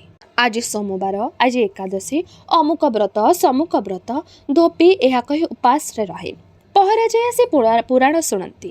ଭଲ ଦିନ ବାରେ ଦେଖି ହୋମ ହୁଏ, ବ୍ରାହ୍ମଣ ଭୋଜନ କରାହୁଏ, ଲୋକ ଧନ୍ୟ ଧନ୍ୟ ପ୍ରଶଂସା କରନ୍ତି। ପିଲା ବୟସରେ କେଡ଼େ ନିଷ୍ଠାରେ ଚଳୁଛି ଧୋବି, ପଦାକୁ ଓହ୍ଲାଇଲେ ଲୁଗା ବଦଳୁଛି, ଅଛବ ଜାତିର ଛାଇ ପଡ଼ିଲେ ଅବେଳର ଧୋବି ଗାଧୋଏ। ଚିନ୍ତେଇ ଶୋଇ ଖୁସି ହୁଅନ୍ତି, ତାଙ୍କର ଝିଅ ସମାଜର ନୀତି ନିୟମ କେଡ଼େ ନିଷ୍ଠାପର ହୋଇ ଚଳୁଛି। ଲୋକେ ପ୍ରଶଂସା କରୁଛନ୍ତି। ପହରା ଯେ ଧର୍ମଶାସ୍ତ୍ର ଖୋଲି ବୁଝାଉଛନ୍ତି, କହୁଛନ୍ତି କେବଳ ଧୋବିର ଧର୍ମଭାବ ପାଇଁ ତା ଦୁଇ କୂଳର ସପ୍ତ ପୁରୁଷ ନିଶ୍ଚୟ ସ୍ୱର୍ଗରେ ବସିବେ। ନିଧେଇ ଶୋଇ କାବା ହୋଇ ଝିଆରୀର ମୁହଁକୁ ଚାହାନ୍ତି। ଧୋବି ମୁହଁ ନୁହାଁଏ, ବୋଉଙ୍କ ଆଖିରୁ ଲୁହ ଝରେ। ତପସ୍ୱିନୀ ଝିଅକୁ ଛାତିରେ ଜାକି ସେ କାନ୍ଦନ୍ତି। ଧୋବି ବି କାନ୍ଦେ। ରକ୍ତ ମାଂସ ଦେଇ ଯାହାକୁ ସେ ଗଢ଼ିଛନ୍ତି, ତାର ଛାତି ତଳର ଛପିଲା ବ୍ୟଥାର ଆଭାସ ସେ ପାଇପାରନ୍ତି ନାହିଁ। ଦିନ 2 ପହର। ଦାଣ୍ଡରେ ଚଉପାଢ଼ୀ ଉପରେ ଚିନ୍ତେଇ ଶୋଇ ହରି ମହାନ୍ତିଙ୍କର କାଗଜପତ୍ର ଯାଞ୍ଚ କରୁଛନ୍ତି। ନିଧେଇ ଶୋଇ ମହାଜନୀ କାଗଜପତ୍ର ନେଇ ବ୍ୟସ୍ତ। ହଠାତ୍ ଧୋବି ଆସି ପହଞ୍ଚିଲା। ଫୁଲିଲା ଆଖିପତା, ଖୋଲା ନୁଖୁଳା ବାଳ ପିଠି ଉପରେ ଇତସ୍ତତଃ ପଡ଼ିଛି। ମୁହଁରେ ବିରସ ଭାବ, ଆଖି ପତା ମଳିନ। ମହାନ୍ତି ଉଠି ଠିଆ ହେଲେ। ଚିନ୍ତେଇ ଆଗ୍ରହରେ ଝିଅ ମୁହଁକୁ ଚାହିଁ ଟିକିଏ ଶଙ୍କିଗଲେ। ପ୍ରକୃତିସ୍ଥ ହୋଇ ପଚାରିଲେ, କ'ଣ ମା? ନିଧେଇ କାଗଜ ଉପରୁ ଆଖି ଟେକି ଝିଆରୀ ମୁହଁକୁ ବ୍ୟଥାତୁର ଦୃଷ୍ଟିରେ ଚାହିଁ ରହିଲେ। ଧୋବିର ଓଠ ପାଖୁଡ଼ା ଥରି ଉଠିଲା। କ'ଣ କହିବାକୁ ଯାଉଣୁ ସେ ଅଟକିଗଲା। ଚିନ୍ତେଇ ମନର କଥା ବୁଝିଲା ପରି କହିଲେ, ବିନା ଆପତ୍ତିରେ ଧୋବି ସ୍ୱଇଁଙ୍କ ପାଖରେ ବସିଲା। ମହାନ୍ତି ସାମାନ୍ୟ ଦୂରରେ ବସି ନିଜର ବଢ଼େଇ ଓ ବାହାଦୁରୀ ଦେଖାଇ କହିଲେ, ଏଇ ଦେଖନ୍ତୁ, ଏହି ହେଲା ଖରିଦା ନିଶାଚ ଖାତା। ମୋ ନାୟକଙ୍କର ସମ୍ପତ୍ତି ବୁଝିଲା ଦିନୁ 325 ଏକର ଜମି 10 ଆଇନ ଖଜଣା ବାକି ନିଲାମରେ ଧରିଛି। ଗୋଟାଏ ଗାଏ ମୋଟ 577 ଏକର। ଇଏ ହେଲା ଭାଗ ଚାଷୀଙ୍କର ରେକର୍ଡ। ଏଇ ଘରେ ସାଞ୍ଜ ଧାନର ପରିମାଣ ପଡ଼ିଛି। ଇଏ ବାକି ଖାତା। ସାଞ୍ଜ ଧାନ ବାବଦ 1100 ଭରଣ ଧାନରୁ ଆଦାୟ 1028 ଭରଣ। ମିଳାଇ ଦେଖନ୍ତୁ, ଇଏ ଦେଡ଼ି ଖାତା। 900 ଭରଣ ଧାନ ଦେଡ଼ି ଲାଗିଛି। 188 ଭରଣ ବିକ୍ରି କରି ଟଙ୍କା ଜମା ଦେଇଛି। ବାକି ଧାନ ପାଇଁ 10 ଆଇନ କୋର୍ଟରେ ନାଲିସ କରିଛି। ମହାନ୍ତି ଟିକସ ଦମ୍ ନେଇ ଧୋବିର ମୁହଁକୁ ଚାହିଁଲେ।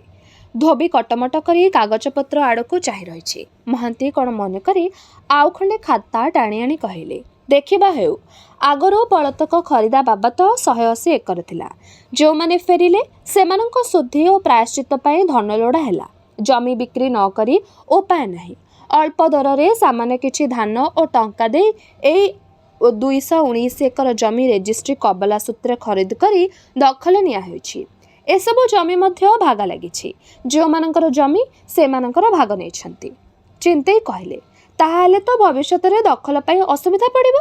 ମହାନ୍ତି କହିଲେ, ଆଜ୍ଞା ନା, ଜମି ସବୁ ଅଦଳ ବଦଳ କରି ଭାଗ ହୋଇଅଛି। ପ୍ରତିବର୍ଷ ଅଦଳ ବଦଳ କରାହେବ।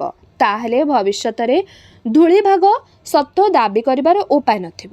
ସ୍ୱଇଁ ଖୁସି ହୋଇ କହିଲେ, ସାବାସ ମହାନ୍ତିଏ, ଚାରିଆଡ଼କୁ ନଜର ଦେଇ କାମ କରିବାର ବୁଦ୍ଧି କେତେ ଜଣଙ୍କର ଥାଏ। ଯେତେ ବୁଝାଇଲେ ଯେତେ ଶିଖାଇଲେ ଏ ନିଧିଆର ମୁଣ୍ଡରେ କିଛି ପଶୁଛି? ବଳଦ ପରି ଖଟିବ, ନିକୋଟିଆ ପରି କାଗଜ ଭିତରେ ମୁଣ୍ଡ ଗଳାଇ ହିସାବ କରିବ। ହେଲେ ବାହାର ମାମଲା ତ କ'ଣ? କିପରି କ'ଣ କଲେ ଚାରୁଆଡ଼ୁ ପାଇବ, ସେଥିରେ ତାର ନଜର ନଥାଏ। କେବେ ଆଉ ଶିଖିବ କେଜାଣି? ଝିଅ ଘର ସମ୍ପତ୍ତି ଯଦି ସେ ସମ୍ଭାଳନ୍ତା, ମୁଁ ଏ ପାଖ କଥା ବୁଝନ୍ତି। ନିଧେଇ ବଡ଼ ଭାଇଙ୍କର କଥାରେ ଛଳ କରନ୍ତି ନାହିଁ। ପିଲାଦିନୁ ଗାଳିମାଡ଼ ସ୍ନେହଯତ୍ନ ସବୁ ପାଇ ଭାଇଙ୍କର ହୁକୁମ ଛଡ଼ା ଆଉ ସେ କିଛି ବୁଝନ୍ତି ନାହିଁ। ଭଲ ମନ୍ଦ ସବୁ ବୁଝିବେ ଭାଇ। ତାଙ୍କର କାମ ଭାଇ ଯାହା କହିବେ ସେ ବିନା ଆପତ୍ତିରେ କରିଦେବେ। ଚିନ୍ତେଇ ସାନ ଭାଇଙ୍କୁ ଆକଟି କହିଲା ବେଳେ ତାଙ୍କର ବେଳେବେଳେ ସ୍ଥାନ ଜ୍ଞାନ ନଥାଏ। ନିଧେଇ ଆଖି ବୁଜି ଭାବନ୍ତି, ଆଉ କେହି ନାହିଁ। ଭାଇ କହୁଛନ୍ତି, ସେ ଶୁଣୁଛନ୍ତି। ନିଧେଇ ଭାଇଙ୍କ କଥାରେ ଛଳ କଲେ ନାହିଁ। ସେ ଭାବୁଥାନ୍ତି ଧୋବି କଥା। ଦିନେ କାଳେ ନାହିଁ ହଠାତ୍ କାହିଁକି ଆଜି ସେ ଏ ହାଲ ଶୁଣିବାକୁ ଆସିଲା। 2 ଦିନ ହେବ ତାର ଭାବ ଉଦାସ। କାରି ସଙ୍ଗେ ମନ ଖୋଲି କଥାଭାଷା ସେ କରୁନାହିଁ। ଯେଉଁଠି ବସୁଛି ତୁନି ହୋଇ ଖିଆପିଆ ତାର ଠିକ୍ ନାହିଁ। ଆଖିରୁ ଝରି ପଡ଼ୁଛି, ଡାକିଲେ ଉତ୍ତର ସେ ଜବାବ ଦେଉନାହିଁ। ନିଧେଇ ଧୋବିର ମୁହଁକୁ ଚାହିଁଲେ। ତାର 2 ଆଖି ଲୁହରେ ଛଳଛଳ ହେଉଛି। ନିଧେଇଙ୍କର ଛାତି ଥରି ଉଠିଲା। ସତେକି ତାଙ୍କର କଲିଜା ଛିଣ୍ଡି ପଡ଼ୁଛି। ଭାଇଙ୍କ ଆଗରେ ସେ କିଛି ପଚାରି ପାରୁନାହାନ୍ତି, ବୋଧସଦ କରିପାରୁନାହାନ୍ତି। ଧୋବିର ମନ ଜାଣିବା ଅସମ୍ଭବ ହୋଇପଡ଼ିଲା। ମହାନ୍ତି କାଗଜପତ୍ର ସଜାଡ଼ି କହିଲେ, ମଧୁଆ ବୋଇର ହାଲ ଆପଣ ଶୁଣିଲେ ନାହିଁ? ବନେଇ ପରିଡ଼ାର ଝିଅ ପୁନିକୁ ରଖିଲା ଦିନରୁ ବାଉରୀ ସାହିଆ ଅଡ଼ି ବସିଛନ୍ତି। ମଧୁଆ ଜାତିଭାତ ହଉନାହିଁ କି ପୁନିକୁ ଛାଡ଼ୁନାହିଁ। କାନ କାନ କରି ବୁଝେଇଲି, ଧମକ ଚମକ ଦେଲି, ତଥାପି ସେ ଶୁଣୁନାହିଁ। କାଲି ଡକେଇଥିଲି, ଦେଖନ୍ତୁ ତାର ସାହସ। କହୁଛି ହାତ ଥିଲେ ଭାତ ନିଶ୍ଚୟ ମିଳିବ। ତମ ଧମକକୁ ମୁଁ ଡରିବି କାହିଁକି? ଚିନ୍ତେଇ ହସିଲେ, କହିଲେ, ରହୁନା ସେ। ଲୋକେ ଦେଖନ୍ତୁ ଜାଣନ୍ତୁ, ବନେଇ ପରିଡ଼ାର ଝିଅ ବାଉରୀ ଘରେ ପଶିଛି। ମନେ ଅଛି ତ ମହାନ୍ତିଏ, ପରିଡ଼ାଏ କ'ଣ କହିଥିଲେ? ଦଣ୍ଡାରେ ଭଗାରି ଆସିଥିଲେ। ବାଉରୀ ସାହିକୁ ବୁଝାଇ ଦେବ। ମାଧି ଆଉ ପୁନି ସେ ଗାଁରେ ରହନ୍ତୁ। ଯେଉଁ ଲୋକେ କାଲି କାଲି ପରିଡ଼ାଙ୍କର କଥା ଶୁଣି ହସିଥିଲେ, ସେମାନେ ଆଖି ଖୋଲି ଥରେ ଦେଖନ୍ତୁ, ପୁଣି ହସନ୍ତୁ। ଚିନ୍ତେଇ ତୁନି ରହିଲେ। ମନକୁ ମନ ହସି ପୁଣି କହିଲେ, ବନେଇ ପରିଡ଼ାର ପୁଅ ସନେଇ ପରିଡ଼ା ପୋତାମାଲ ପାଇ ଜାତି ହେଲା, ଘର କଲା, ପରଦୁଆରେ ମୂଲ ଲାଗିଲା, ତଥାପି ଦେଖ ତାର ଗର୍ବ। ମୋ ଦୁଆରକୁ ତାର ମନ ହେଲା ନାହିଁ। ପହରାଜଙ୍କ ଘରକୁ ଯାଇଥିଲା ଜମି ପାଇଁ। ଚିନ୍ତେଇ ସ୍ୱାଇଁ ପହରାଜଙ୍କ ଠାରୁ ଶୁଣିଥିବା ସବୁ କଥା କହିଲେ। ହସି ହସି ପୁଣି କହିଲେ, ଯାଇଛି ଜମିଦାରଙ୍କ ପାଖରେ ଗୁହାରି କରିବ। ଜମିଦାର କରିବ କ'ଣ? ଆଇନ ତାର କାମ କରିଛି। ସନେଇର ଜମି ମୁଁ ନିଲାମ ଧରି ଠାକୁରଙ୍କୁ ଦେଇଛି। ଜମିଦାର ଖଜଣାର ମାଲିକ। ଧୋବିର ଓଠ ଥରି ଉଠିଲା। ତଥା ସେ ଯାହା କହିବାକୁ ଆସିଥିଲା କହିପାରିଲା ନାହିଁ। ତାର ଆଖିରେ ସତେକି ନିଆଁ ଜଳି ଉଠିଲା, ନାକ ପୋଡ଼ା ଫୁଲି ଉଠିଲା। କହିବାକୁ ତାର ସାହସ ହେଲା ନାହିଁ।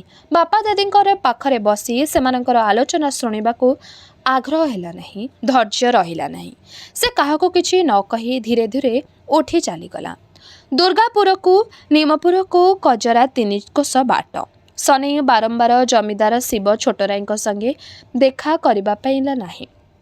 ଛୋଟରାୟ କ୍ଷତ୍ରିୟ ଘରର ପିଲା। ଅୟସରେ ବେଳ କଟିଛି। ଉଠୁ ଉଠୁ ବେଳ ଦ୍ୱିପହର ହୁଏ। ନୀତି ଶେଷ ହେଉଣୁ ଦ୍ୱିପହର। ତାପରେ ପଶାପାଲି ସଞ୍ଜ ହୁଏ। ରାତି 2 ଘଡ଼ିକୁ ଭଙ୍ଗ ବାଟ। ରାତି ଅଧରେ ମୋହଣି। ସେଇଠି ବିଛଣା। ପ୍ରଜାଙ୍କର ହାରିଗୁହାରି ଶୁଣିବାକୁ ବେଳ ନଥାଏ। ତହସିଲଦାରମାନେ ଯାହା କରନ୍ତି ସେଇଆ। ଦୁର୍ଗାପୁରର ତହସିଲ ଗୋବିନ୍ଦ ପ୍ରଧାନ। ସନେଇ ପରିଡ଼ା ତାଙ୍କରି ଆଗରେ ଦୁଃଖ ଗୁହାରି କଲା। ଗୋବିନ୍ଦ ସବୁ ଶୁଣି କହିଲେ, ଭାଗ୍ୟରେ ସନେଇ, କପାଳରେ ଯାହା ଲେଖାଥାଏ କିଏ ତାକୁ ବଦଳାଇ ପାରିବ? ଚିନ୍ତେଇ ସ୍ୱାଇଁ ଯାହା କରିଛନ୍ତି ସେଥିରେ ପାଟି କୋଲି ହେବ ନାହିଁ। ଆଇନ କଥା, ଠାକୁର କଥା, ତା ଛଡ଼ା ବିନା ଲାଭରେ କିଏ କେଉଁଠି ବେଉସା କଲାଣି? ଗୋବିନ୍ଦ ଉପେଦ ଛଳରେ କହିଲେ, ତୁ ତାଙ୍କର ଗୋଡ଼ ଧର। କେଉଁ କଥାରେ ତାଙ୍କର ଅଭାବ ଅଛି? ସ୍ୱୟଂ ଦୟା କଲେ ତୋର ଘର ପୁଣି ଥରେ ତୁ କରିବୁ। 2 ସେର ବାଇଗଣ କାନ୍ଦିଏ କଦଳୀ ଭେଟି ଦେଇ ଜାତି ପୁଅ ଗୋବିନ୍ଦ ପ୍ରଧାନଙ୍କ ମୁହଁରୁ ଉପଦେଶ ଶୁଣି ସନେଇ ବାଟେ ବାଟେ ଘରକୁ ଫେରିଲା। ଭାବିଲା ଯିବ ଚିନ୍ତେଇ ସ୍ୱାଇଁଙ୍କ ପାଖକୁ, ତାଙ୍କର ଗୋଡ଼ ଧରି ଜମି 5 ମାଣ ଭାଗ ମାଗିବ। କେତେ ଲୋକ ତାଙ୍କର ଜମି ଚାଷ କରି କୁଟୁମ୍ବ ପୋଷୁଛନ୍ତି। ଚିନ୍ତେଇ ସ୍ୱାଇଁ ଦୟା କଲେ ତାର କିଛି ଅଚଳ ରହିବ ନାହିଁ। ମଣିଷ ଜନ୍ମ ପାଇ ମାନ ଅଭିମାନ କରି ବସି ରହିଲେ କ୍ଷତି ଛଡ଼ା ଲାଭ ନାହିଁ। ରାଜା ହରିଶ୍ଚନ୍ଦ୍ର ମଶାଣି ଜଗିଥିଲେ ତ? ସଞ୍ଜବେଳେ ଘରକୁ ଫେରି ସନେଇ ତହସିଲଦାରଙ୍କ କଥାକୁ ପୁଣି ଭାବି ବସିଲା। ଚିନ୍ତେଇ ସ୍ୱାଇଁଙ୍କ ଘରକୁ ଯିବାକୁ ମନ ଡାକୁଥିଲେ ମଧ୍ୟ ଗୋଡ଼ ଚଳୁନଥାଏ। କାହିଁକି ସେ ଯିବ? ଜମି ଭାଗ ଚାଷ କରି କ'ଣ କରିବ? ଭାଗ ଚାଷୀ ମୂଲିଆ ହାତରେ ସ୍ୱୟଂ ଧୋବିକୁ ଟୋକି ଦେବେ ନାହିଁ। ମୂଲିଆ ଚାଷୀର ହାତ ଧରିବାକୁ ଧୋବି ଆଗେଇ ଆସିବ ନାହିଁ। କାହିଁକି ତେବେ ସେ ଘର କଲା? କାହିଁକି ଜାତି ହେଲା? କାହିଁକି ସେ ଜମି ତୋଷିବ? ଦେହରେ ରକ୍ତ ନିଗାଡ଼ି ଧନ ସଞ୍ଚିବ? ଯେଉଁଦିନ ଧୋବି ତା ହାତରେ ସୁନାମୋହର ଦେଇଗଲା, ସେଇ ଦିନରୁ ତା ସଙ୍ଗେ ଆଉ ଦେଖା ନାହିଁ। ତାକୁ ଥରେ ଦେଖିବ ବୋଲି ସନେଇ କେତେ ଚେଷ୍ଟା କରିଛି। ଭକ୍ତି ନଥିଲେ ମଧ୍ୟ ଶିବ ମନ୍ଦିରକୁ ଭିନ୍ନ ଭିନ୍ନ ସମୟରେ ଦର୍ଶନ କରିବାକୁ କେତେ ଥର ସେ ଧାଇଁଛି। କେତେ ଥର ନଈକୂଳରେ ବନ୍ଧ ଉପରେ ଟହଲିଛି। ତଥାପି ତାର ଦେଖା ପାଇନାହିଁ। ଭରସି କରି ଧୋବି କାହା ପାଖରେ ପଚାରି ପାରିନାହିଁ। କିଏ କ'ଣ ଭାବିବ, କିଏ କ'ଣ କହିବ? ଧୋବିର ମନ କଥା ବୁଝିବା ସନେଇ ପକ୍ଷରେ ଅସମ୍ଭବ ହୋଇପଡ଼ିଲା। ଧୋବି ତାକୁ ଭଲ ପାଏ, ଏହା ଜାଣିଲେ ତାର ଲାଭ କ'ଣ? ଚିନ୍ତେଇ ସ୍ୱାଇଁଙ୍କର ମତ ବିରୁଦ୍ଧରେ ଧୋବି କ'ଣ କରିପାରିବ? ସନେଇ କିଛି ସ୍ଥିର କରିପାରିଲା ନାହିଁ। ସଞ୍ଜ ହେଲା। ଶ୍ରୀପଞ୍ଚମୀ ଜହ୍ନ ପଶ୍ଚିମ ଆକାଶରେ ଗଡ଼ନ୍ତି ମଥାନରେ ଉଜ୍ଜ୍ୱଳ ଦିଶିଲା। ସନେଇ ଉଠି ଠିଆ ହେଲା। ଆଗନ୍ତୁକ ଖଣ୍ଡେ ଦୂରେ ଆସି ଗଳା ଖିଙ୍କାରି ଗଲେଇ ଡାକିଲା, କିଏ? ସନେଇକିରେ?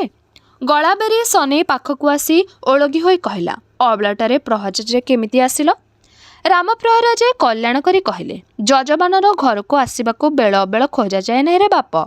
ଯଜମାନର ହିତ କାମନା କରିବା ପୁରୋହିତର କର୍ତ୍ତବ୍ୟ। ସନେଇ ଖଣ୍ଡେ ନଡ଼ିଆ ଚାଞ୍ଚରା ପିଣ୍ଡା ଉପରେ ବିଛାଇ ଦେଲା। ପହରାଜେ ବସିଲେ। ସନେଇ ଖୁଣ୍ଟକୁ ଆଉଜି ଠିଆ ହେଲା। ପହରାଜଙ୍କ ଆଗମନର କାରଣ ବୁଝି ପାରିଲା ନାହିଁ। ତାକୁ ମଧ୍ୟ ବିଶେଷ ଭାବିବାକୁ ପଡ଼ିଲା ନାହିଁ। ପହରାଜ ଆରମ୍ଭ କଲେ, ଆରେ ସନେଇ, ତୁ ସିନା ସ୍ୱଇଁଙ୍କ ଘରକୁ ଗଲୁ ନାହୁଁ, ତୋର ହୋଇ ମୁଁ ତାଙ୍କୁ ତୋର ଦୁଃଖ ଜଣାଇଲି। ଦୟାବନ୍ତ ଲୋକ ସ୍ୱଇଁଏ ଭାରି ଦୁଃଖ କଲେ। କହିଲେ, ଆହା, ବନେଇ ପରିଡ଼ା କେଡ଼େ ଭଲ ଲୋକ କରୁଥିଲେ, ଭାଗ୍ୟ ଖରାପ ହେଲାରୁ ସିନା ଏ ଅବସ୍ଥା ହେଲା। ହଉ ପହରାଜେ, ସଂସାରରେ ତ ସମସ୍ତେ ଘର କରି ରହିବା, ଶନିଆର ହଳବଳ ତ ନାହିଁ। ଯାହା ପାଇଲା ଚୁଟୁରୁ ଚୁଟୁରୁ କରି ଉଡ଼ାଇ ଦେଲା। ଜମି ଭାଗ ଦେଇ ଏକୁଟିଆ ଲୋକ କ'ଣ ସେ କରିବ? ନିଇତି ପରଦ୍ୱାର ମୂଲ ଲାଗିଯିବ କାହିଁକି? ଯଦି ମୋ ଘରେ ବିନା କେତେ କୋଠିଆ ରହନ୍ତା, ଖାଇବା ପିନ୍ଧିବାରେ ଚିନ୍ତା ଆଉ ତାର ରହନ୍ତା ନାହିଁ। ହାତରେ କିଛି ପଇସା ହେଲେ ତେଣିକି ସେ ହଳ ବଳଦ କରନ୍ତା, ଜମି ଭାଗ ଧରନ୍ତା। ପହରାଜେ ତୁନି ରହିଲେ। ସନେଇ ଭାବିବାକୁ ଲାଗିଲା, ଚିନ୍ତେଇ ସ୍ୱଇଁଙ୍କ ଘରେ କୋଠିଆ ହୋଇ ରହିବ ସେ? କେଉଁ ଆଶାରେ? ପରଦୁଆରେ ମୂଲ ଲାଗିଲେ ପେଟ ଚାଖଣ୍ଡେ ଅପେକ୍ଷା ରହିବ ନାହିଁ। ଅସମୟରେ ଓ ଅଭାବରେ ସୁଯୋଗ ନେଇ ଯେଉଁ ସ୍ୱଇଁଏ କେବଳ ତାରି ନୁହେଁ, କେତେ ଦରିଦ୍ର ବିପଦଗ୍ରସ୍ତଙ୍କର ଜମିବାଡ଼ି ଘରଟିଏ ଆତ୍ମସାତ କରିଛନ୍ତି, ତାଙ୍କର ଗୋଡ଼ ତଳେ ଆଶ୍ରା ନେଇ ଦୁନିଆ ଆଗରେ ତାଙ୍କରି କୋଠିଆ ବୋଲି ପରିଚୟ ଦେବ। ପହରାଜେ ତାର ମନ କଥା ବୁଝିଲା ପରି କହିଲେ, ଆରେ ବାପ ସନେଇ, ବିପଦ ଆପଦ ବେଳେ ଭଲମନ୍ଦ ବାରିବାର କଥା ନଥାଏ। ଚୋରକୁ ମାନ କରି ଯିଏ ଖପରାରେ ଖରାରେ ଖାଏ ସେ ନିର୍ବୋଧ। ମୋର କୁହା ମାନ, ନିଜେ ଯାଇ ଥରେ ସ୍ୱଇଁଙ୍କ ସଙ୍ଗେ ଦେଖା କର। ମନ ବୋଲି କଥାଭାଷା ହ, ତେଣିକି ତୋର ଯାହା ଇଚ୍ଛା ତୁ କରିବୁ। ବୁଢ଼ୀକଳା ଲୋକକୁ କୁଟାକ୍ଷିଅ ହାତ ବଢ଼ାଏ ବାପ, ତୋର ଅବସ୍ଥା ଆଜି ତୁ କରିବୁ। ଠାକୁରେ ମନ କଲେ ଘଡ଼ିକରେ ତୋର ଦୁଃଖ ଯିବ। ପ୍ରଭୁ ବଡ଼ ଲୋକ। ପ୍ରହରାଜେ ବିଦାୟ ନେଲେ। ଫାଟକ ବନ୍ଦ କରି ସନେଇ ଫେରି ଆସିଲା। ପହରାଜଙ୍କର ଆଗମନର କାରଣ ସେ ବୁଝିପାରିଲା ନାହିଁ। ପରଦିନ 2 ପହରରେ ସନେଇ ଚିନ୍ତେଇ ସ୍ୱଇଁଙ୍କ ଦାଣ୍ଡ କଚେରୀ ଘରେ ପହଞ୍ଚିଲା। ସ୍ୱଇଁଏ ଚୌପାଢ଼ୀ ଉପରେ ବସି କାଗଜପତ୍ର ଓଲଟ ପାଲଟ କରୁଥିଲେ। ଆଖିରେ ଚଷମା ଦେଇ କାନରେ ପରକଲମ ଖୋସି ହରି ମହାନ୍ତି ତାଙ୍କୁ କ'ଣ ବୁଝାଉଥିଲେ। ସାମନାରେ ଟିକିଏ ଦୂରେଇ ବସି ନିଧେଇ ହିସାବ କରିବାରେ ବ୍ୟସ୍ତ। ସନେଇକୁ ଦେଖି ଚିନ୍ତେଇ ମୁଣ୍ଡ ଟିକେ ଚାହିଁଲେ। ନିଧେଇ ମଧ୍ୟ ହିସାବ ବନ୍ଦ କରି ଅନାଇଲେ। ଚଷମାକୁ କପାଳ ଉପରକୁ ଟେକି ହରି ମହାନ୍ତି ତାରି ଆଡ଼କୁ କଣେଇ ଚାହିଁଲେ। ସନେଇ ମୁଣ୍ଡ ନୁଆଇଁ ସମସ୍ତଙ୍କୁ ଦଣ୍ଡବତ କଲା। ହସ ହସ ହୋଇ ଚିନ୍ତେଇ ପଚାରିଲେ, କିରେ, କୁଆଡ଼େ ସନେଇ? ଏଠିକି କେମିତି ମନେ ପଡ଼ିଲା? ହଉ ହଉ, ବସ। ଏତିକି କହି ଚିନ୍ତେଇ ପୁଣି କାଗଜପତ୍ରରେ ମନ ଦେଲେ। ସନେଇ ଚୌପାଢ଼ୀଟି ଗୋଟିଏ ପାଖରେ ବସି ପଡ଼ିଲା। ଆଶା କରିଥିଲା ଚିନ୍ତେଇ ନିଶ୍ଚୟ ତାକୁ ଭଲମନ୍ଦ ପଚାରିବେ, ଆସିବାର ଉଦ୍ଦେଶ୍ୟ ବୁଝିବେ, କିନ୍ତୁ ସେ ଆଉ ମୁଣ୍ଡ ଟେକି ଚାହିଁଲେ ନାହିଁ। ମହାନ୍ତିଙ୍କ ଠାରୁ ଖର୍ଚ୍ଚ ବାର୍ଚ୍ଛର ହିସାବ ବୁଝିବାରେ ମନ ଦେଲେ। ଘଣ୍ଟାଏ ବିତିଲା। କାଗଜପତ୍ର ଗୋଟିଏ କଡ଼କୁ ସଜାଡ଼ି ରଖି ଚିନ୍ତେଇ ନିଧେଇକୁ ଡାକି କହିଲେ, ଯା ନିଧି, ଧୋବିକୁ ଡାକିଦେ, ହିସାବ ବୁଝିବାକୁ ମହାନ୍ତିଏ ଅନେକ ଦିନ ରହିଗଲେଣି। ଧୋବି ଏସବୁ କାଗଜପତ୍ର ଦସ୍ତଖସ୍ତ କରିଦେଲେ ସେ ଆଜି ଦୁର୍ଗାପୁର ଚାଲିଯିବେ। ଯା। ପ୍ରତିବାଦ ନ କରି ନିଧେଇ ଖଞ୍ଜା ଭିତରକୁ ଉଠିଗଲେ। ସନେଇ ଛାତିରେ ଚମକ ଲାଗିଲା। ଧୋବି ଆସିବ କାଗଜରେ ସହି କରିବାକୁ। ଏତେ ଦିନ ପରେ ଧୋବିକୁ ଦେଖିବାର ସୁଯୋଗ ସେ ପାଇବ, କିନ୍ତୁ ତା ଆଗରେ ଚିନ୍ତେଇ ସ୍ୱଇଁଙ୍କୁ ମନ କଥା କହିପାରିବ ନାହିଁ ତ। ବରଂ ଧୋବି ଆସିବା ଆଗରୁ ସବୁ ବିଷୟ କହିଦେବା ଭଲ। ସନେଇ କହିଲା, ମୁଁ ଆପଣଙ୍କ ପାଖକୁ ଆସିଥିଲି। ସ୍ୱଇଁଏ କହିଲେ, ହଁ ହଁ, କ'ଣ କହୁଛୁ କହୁନୁ? ପ୍ରହରାଜଙ୍କ ଠାରୁ ମୁଁ ସବୁ ଶୁଣିଛି। ତାଙ୍କ ହାତରେ ତୋ ପାଖକୁ ଖବର ପଠାଇଥିଲି। ସେ କହିଛନ୍ତି ତ? ସନେଇ କହିଲା, କହିଛନ୍ତି। ସେ ବିଷୟ ନେଇ କଥାବାର୍ତ୍ତା କରିବାକୁ ମୁଁ ଆସିଛି। ସ୍ୱଇଁଏ କହିଲେ, ଭଲ କଥା। ମୋ ଘରେ କୋଠିଆ ରହିବାକୁ ତତେ ଖବର ପଠାଇଥିଲି। ଦିନା କେତେ ରହିଯା, ଆଉ 5 ଜଣ ଅଛନ୍ତି, ତୁ ବି ରହ। ହାତରେ କିଛି ପଇସା ହେଲେ ହଳବଳଦ କରିବୁ। ସେତେବେଳେ ଜମି 2-4 ମାଣ ଚାଷ କରିବାକୁ ଦେବି। ବର୍ତ୍ତମାନ ତ ପାରିବୁ ନାହିଁ ରେ। ଅନ୍ୟ କୋଠିଆମାନେ ଯାହା ବର୍ତ୍ତନ କରିପାରୁଛନ୍ତି, ତୁ ମଧ୍ୟ ସେଇଆ ପାଇବୁ। ମୋ ଆଖିରେ ସମସ୍ତେ ସମାନ। ଯିଏ ଖଟିବ ସିଏ ମୂଲ ନେବ। ସେଥିରେ ମୁଁ ପାତର ଅନ୍ତର କରିବି ନାହିଁ। କ'ଣ ରାଜି ତ? ହୁଏତ ସନେଇ ରାଜି ହୋଇଥାନ୍ତା। ଏତେ ଲୋକଙ୍କର ଉପଦେଶ ମାନି ଚିନ୍ତେଇ ସ୍ୱଇଁ ପ୍ରସ୍ତାବକୁ ଗ୍ରହଣ କରିଥାନ୍ତା। କିନ୍ତୁ ଠିକ୍ ସେତିକିବେଳେ ପବନରେ ଷୋହଳିଆ ଗଛ ଦୋହଲିଲା ପରି ଟଳି ଟଳିକା ଧୋବି ଆସି ପହଞ୍ଚିଗଲା। ନିଧେଇ ସ୍ୱଇଁ ତା ପଛରେ ଅଛନ୍ତି। ସନେଇ ଚାହିଁ ରହିଲା ତାରି ଆଡ଼କୁ। ନିଜର ଆଖିକୁ ସେ ବିଶ୍ୱାସ କରିପାରିଲା ନାହିଁ। ଧୋବି ତାର ପ୍ରାଣର ଧୋବି। ଆଜି ତାର ଏପରି ଅବସ୍ଥା ହୋଇଛି କାହିଁକି? ମଉଳା ଫୁଲ ପରି ମୁହଁ ଜ୍ୟୋତିହୀନ ନିଷ୍ପ୍ରଭ ଆଖି, ଅସଜଡ଼ା କେଶ, ଦୁର୍ବଳ ଦେହଲତା। ଧୋବି। ଚିନ୍ତେଇ ସ୍ୱଇଁଙ୍କ ପାଖରେ ଟିକିଏ ଦୂରରେ ବସି ଥଇଟିଏ ଧୋବି ସନେଇ ଆଡ଼କୁ ଚାହିଁଲା। ସେ ଚାହାଣୀରେ ଯେପରି କେତେ କାଳର ବେଦନା ପୂର୍ଣ୍ଣ ହୋଇଥିଲା। ସନେଇର ଆଗ୍ରହ ଆନନ୍ଦ ଭରା ଦୃଷ୍ଟି ଧୋବିର କାତର ଦୃଷ୍ଟିରେ ବାଧା ପାଇ ଫେରିଲା। ସନେଇ ଅନିଚ୍ଛାରେ ଧୀରେ ଧୀରେ ମୁହଁ ବୁଲାଇଲା। ଧୋବି ତଳକୁ ଚାହିଁଲା। ସନେଇକୁ ବିଦାୟ ଦେବା ପାଇଁ ସ୍ୱଇଁଏ ତାର ମନେ ପକାଇ ଦେବାକୁ ପୁନରାବୃତ୍ତି କଲେ। ଶୁଣ ସନେଇ, ଯଦି କୋଠିଆ କାମ କରିବାକୁ 2 ବେଳା 2 ମିଠି ଖାଅ, ସାମାନ୍ୟ କିଛି ବେତନ ନେଇ ରହିବାକୁ ରାଜି ହେଉ, ତେବେ କାଲିଠାରୁ ଆସି ମୋ ଘରେ ରହିଯା। ନାହିଁ ଯଦି ତୋର ରାଜି ନ ହେଉଛି, ତୁ ତୋର ଅନ୍ୟ ବାଟ ଖୋଜ। ଭାତ ଥିଲେ ହାତର ଅଭାବ ହେବ ନାହିଁ। ସନେଇର ଧୈର୍ଯ୍ୟ ଭାଙ୍ଗିଲା। ରାଗରେ ଘୃଣାରେ ତାର ନାକପୋଡ଼ା ଫୁଲି ଫୁଲି ଉଠିଲା। ଦୁଲ୍ ଆଖିରେ ସତେକି ନିଆଁ ଜଳି ଉଠିଲା। ସେ କଥାରେ ଜୋର ଦେଇ କହିଲା, ହାତ ଥିଲେ ମଧ୍ୟ ଭାତର ଅଭାବ ହେବ ନାହିଁ ସ୍ୱଇଁଏ। ତମର ଭାତ ଅଛି ବୋଲି ମୁଁ ଡରି କରି ହାତ ପାତି ଭିକ ମାଗିବାକୁ ଆସିନାହିଁ। ଚିନ୍ତେଇ ହସି ଉଠିଲେ। ହସିଲେ ମହାନ୍ତିଏ। ଆଶ୍ଚର୍ଯ୍ୟ ହୋଇ ନିଧେଇ ଚାହିଁଲେ ସନେଇ ଆଡ଼କୁ। ଧୋବିର ଛାତିରେ ଚମକ ଲାଗିଲା। ସେ ଥରଟିଏ କଣେଇ ଚାହିଁ ସନେଇ କଳିଲା ଦୃକ୍ଷିରେ ଦୃଷ୍ଟି ପହରାଇଲା। ଥଟ୍ଟାଳିଆ ସ୍ୱରରେ ଚିନ୍ତେଇ କହିଲେ, ସାବାସରେ ପରିଡ଼ା ପୁଅ, ହାତର ଯଦି ଏତେ କରାମତି ଥିଲା, ତୋ ବାପା ପିଲା ବଳିଲା ଧରି ଗାଁ ଛାଡ଼ି ଘର ଛାଡ଼ି ଛତରେ ବସିଲା କାହିଁକି? କାହାରି ତ ହାତ ଗୋଡ଼ ଛିଡ଼ି ପଡ଼ି ନଥିଲା। ପଲ ପଲ ହୋଇ ତମରି ପରି ବଳୁଆ ବଳୁଆ ହାତ ଗୋଡ଼ ଥିଲା ମଣିଷ। ମଣିଷ ଭାତକୁ ମନ୍ତ୍ର ପରି ଜପି ଜପି ମଶାଣିରେ ଶୋଇଲେ। ବିଲୁଆ କୁକୁରଙ୍କର ଆହାର ହେଲେ। ଚିନ୍ତେଇ କହିବାକୁ ଲାଗିଲେ, ହାତ ଗୋଡ଼ ଥାଇ ପରିଡ଼ା ବଂଶ ତମର ନିରୋଳା ରକ୍ତ ନିର୍ମଳ ବଂଶ ମର୍ଯ୍ୟାଦା ଧରି ପଦାକୁ ବାହାରି ପଡ଼ିଲା। ଫେରିଲା କିଏ? ଦରମରା ହୋଇ ଫେରିଥିଲୁ ଏକା ତୁଇ। ହାତ ଗୋଡ଼ ସେଇମିତି ଥିଲା। ଏଇ ନିଧିଆ ଅନ୍ଧାରେ ରାତିରେ ନୁଚେଇ କରି ତୋ ତୁଣ୍ଡରେ ମୋରି ଭାତ ଦେଇ ତତେ ବଞ୍ଚେଇଛି। ସବୁ ମୁଁ ଜାଣେ। ନିଧିଆ ମତେ ଡରି ସବୁ ନୁଚେଇଛି। ଆରେ ସନେଇ, କାହା ପେଟରେ କ'ଣ ଅଛି ମୁଁ ସେ ଖବର ଜାଣେ। ଭାତର କରାମତି ସେ, ହାତର ନୁହେଁ। ସ୍ୱର୍ଗରୁ ଦେବତାମାନେ ଓହ୍ଲେଇ ଆସି କନ୍ଦା ପିମ୍ପୁଡ଼ି ପରି ଭାତର ଚାରିପାଖେ ବେଢ଼ିଯାଆନ୍ତି। ସୁଧର୍ମା ସଭାର ସବୁ ଗୁପ୍ତ କଥା କାନେ କାନେ କହିଯାଆନ୍ତି। ନିଧିଆ ତତେ ବଞ୍ଚେଇଲା। ନିଧିଆ ତୋର ଦରମଲା ହାତ ଗୋଡ଼ର ବଳ ଖୁନ୍ଦି ଦେଲା। ମୁଁ ଖୁସି ହେଲି। ଭାବିଲି ଭଲ କଥା। ପରିଡ଼ା ବଂଶର ଗୋଟାଏ କେହି ବଞ୍ଚୁ, ବଂଶ ବୁଡ଼ି ନ ଯାଉ। ସେଇ ହାତର ବଢ଼େଇ ତୁ କରୁଛୁ ମୋ ଆଗରେ। ସାବାସରେ ପରିଡ଼ା ପୁଅ। ନିଧେଇ ଭୟରେ ତତ୍ରସ୍ତ ହେଲା। ଚିନ୍ତେଇ ସ୍ୱଇଁଙ୍କ ଆଡ଼କୁ ଚାହିଁ ପାରିଲେ ନାହିଁ। ଚିନ୍ତେଇ ସବୁ ଜାଣନ୍ତି। ଧୋବି ମଧ୍ୟ ଅସ୍ଥିର ହୋଇ ପଡ଼ିଲା। ମୁଣ୍ଡ ଟେକି ପାରିଲା ନାହିଁ। ସନେଇ ଜଳିଗଲା ରାଗରେ। ଇଚ୍ଛା ହେଲା ଉଠି ଯାଇ ଧରିଥିବା ଠେଙ୍ଗାରେ ଚିନ୍ତେଇ ସ୍ୱଇଁର ମୁଣ୍ଡଟାକୁ ଦିଫାଳ କରିଦେବ। ଆଖି ଆଗରେ ହାତରେ କରାମତି ଦେଖାଇବ। କିନ୍ତୁ ଫଳ ହେବ କ'ଣ? ପୋଲିସ, ଆଇନ, ଜେଲ ସବୁ ଚଳେ ଭାତର କରାମତିରେ। ପାଣିର ଛାତିରେ ଗୋଡ଼ି ପଡ଼ିଲେ ଯେପରି ଟପ୍ କରି ଶବ୍ଦ ହୋଇ ପୁଣି ସବୁ ନିଶ୍ଚଳ ହୋଇଯାଏ, ସେଇମିତି ସନେଇର ହାତର କରାମତି ଥରଟିଏ ଏ ସମାଜରେ ଚହଳ ଆଣିବ। ତାପରେ ସବୁ ତୁନିତା। ଗୋଡ଼ ଯେପରି ପାଣି ତଳେ ପଙ୍କ ଭିତରେ ଆପେ ଆପେ ମାଡ଼ି ହୋଇଯାଏ, ସେଇମିତି ସନେଇ ସମାଜର 7 ତାଳ ପଙ୍କ ଭିତରେ ପୋତି ହୋଇଯିବ। ଯେଉଁ ହାତ ଦୁନିଆକୁ ବୁକୁ ଧରି ଭାତ କାଢ଼େ, ସେଇ ଭାତ କଥା ପାଖେ ନଈ ପଡ଼େ ଦୁର୍ବଳ ନିସ୍ତେଜ ହୋଇ। ସନିଆର ଉଠିଲା ମୁଣ୍ଡ ତଳକୁ ନଇଁଲା। ତେଜିଲା ଆଖିରେ ଜଳିଲା ଆଲୁଅ ଲିଭି ଲିଭି ଆସିଲା। ସେ ବୁଝିଲା, ଚିନ୍ତେଇ ସ୍ୱଇଁ ସତ କହୁଛନ୍ତି। ନୋହିଲେ ଲକ୍ଷ ଲକ୍ଷ ଲୋକଙ୍କର ଲକ୍ଷ ଲକ୍ଷ ହାତ ମାଟିରେ ମିଶିଲା କାହିଁକି?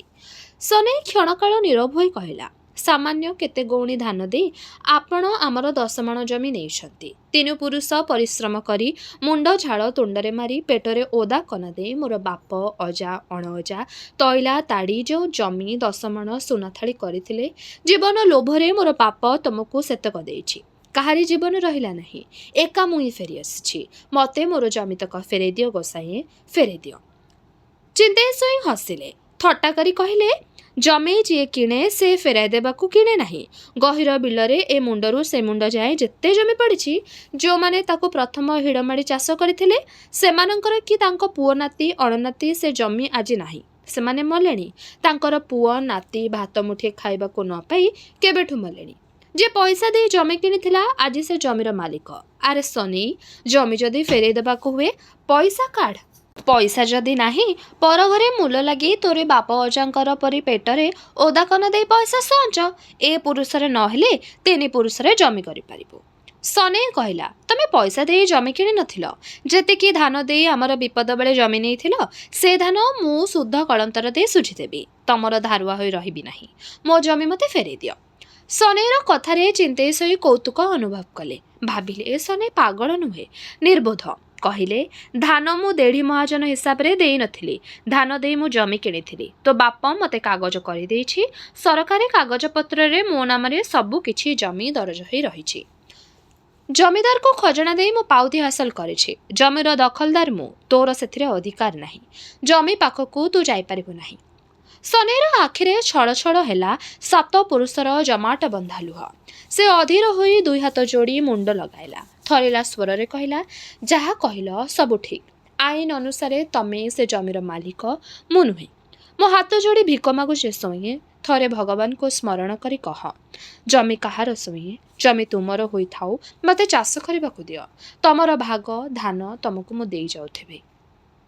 ସନେଇର ଆଖିରେ ଲୁହ ଦେଖି, ସନେଇର ଯୋଡ଼ିଲା ହାତ କପାଳରେ ଲାଗିବାର ଦେଖି ଧୋବିର ପ୍ରାଣରେ ଆଘାତ ଲାଗିଲା। ତାର ମନ ଡାକିଲା, ସେ ଧାଇଁ ଯାଇ ତାର ହାତ ଧରି ସଳୁ ଉଠାଇବ। ତାପରେ କ'ଣ କରିବ ଭାବି ସ୍ଥିର କରିପାରିଲା ନାହିଁ। ହଠାତ୍ ତା ମନରେ ଧାରଣା ହେଲା, ଯେପରି ବାପା ତାକୁ ଡକାଇ ଆଣିଛନ୍ତି ତାରି ଆଗରେ ସନେଇ ପରିଡ଼ାର ନିଃସହାୟ ଅବସ୍ଥା ଦରିଦ୍ରପଣର ପ୍ରମାଣ କରାଇବେ। ତାରି ଦୁଇ ଆଖି ଆଗରେ ତାକୁ ଅପମାନ କରିଦେଇ ଛାଡ଼ିଦେବେ। ସେ ତାର ନିଷ୍ଠୁର ବାପର ହସିଲା ମୁହଁକୁ ଚାହିଁଲା। ସେ ହସିଲା ଓଠରେ ବିଦ୍ରୂପର ଇଙ୍ଗିତ। ତେଜିଆନ ଦେଖି ଡୋଳାରେ କେତେ କାଳର ପ୍ରତିହିଂସା ଚଳୁଛି। ମଣିଷର ମାୟା ମମତା ସେଥିରେ ନାହିଁ। ତଥାପି ଧୋବି ନିଜକୁ ସମ୍ଭାଳି ପାରିଲା ନାହିଁ। ଥରିଲା କଣ୍ଠରେ କହିଲା, ବାପା, ସନେଇ ଭାଇର କଥା ଥରେ ଶୁଣ। ସେ ଦୁଃଖୀ, ସେ ନିରାଶ୍ରୟ। ସାହା ଭରସା ତାର କେହି ନାହିଁ। ଅକୂଳରେ ସେ ଭାସୁଛି। ତମେ ତାକୁ ଦୟା କର। ତମେ ତାର ଜମି ଫେରେଇ ଦିଅ। ନହିଲେ ତାର ଜମି ତାକୁ ଭାଗରେ ଚଷିବାକୁ ଦିଅ। ସେ ଭିକାରୀ ବାପା। ଧୋବି ଏକା ନିଶ୍ୱାସରେ କଥାଗୁଡ଼ିକ କହି ପକାଇ ସଙ୍କୁଚିତ ହୋଇପଡ଼ିଲା। ଚିନ୍ତେଇ ଶୋଇ ମୁହଁ ଫେରାଇ କଟମଟ କରି ଧୋବିର ମୁହଁକୁ ଚାହିଁଲେ। ତାଙ୍କର ଦୃଷ୍ଟିରେ ଯେପରି ନିଆଁ ଜଳୁଥିଲା। ଧୋବି ମୁଣ୍ଡ ନୋଇଁଲା। ଚିନ୍ତେଇ କହିଲେ, ହଁ ମା, ସନେଇଟା ଗରିବ ନିଆଶ୍ରୀ, ସେ କଥା ମୁଁ ଜାଣେ। ତାର ଦୁଃଖ ମୋତେ ବାଧିଛି। ତା ବୋଲି ନିଜର ସମ୍ପତ୍ତି ଦୁଃଖୀ ଦରିଦ୍ରଙ୍କୁ ବାଣ୍ଟି ଦେଇ ଆମେ ତ ଆଉ ଦାଣ୍ଡରେ ଥାଳ ଧରି ଭୁଲିବା ନାହିଁ।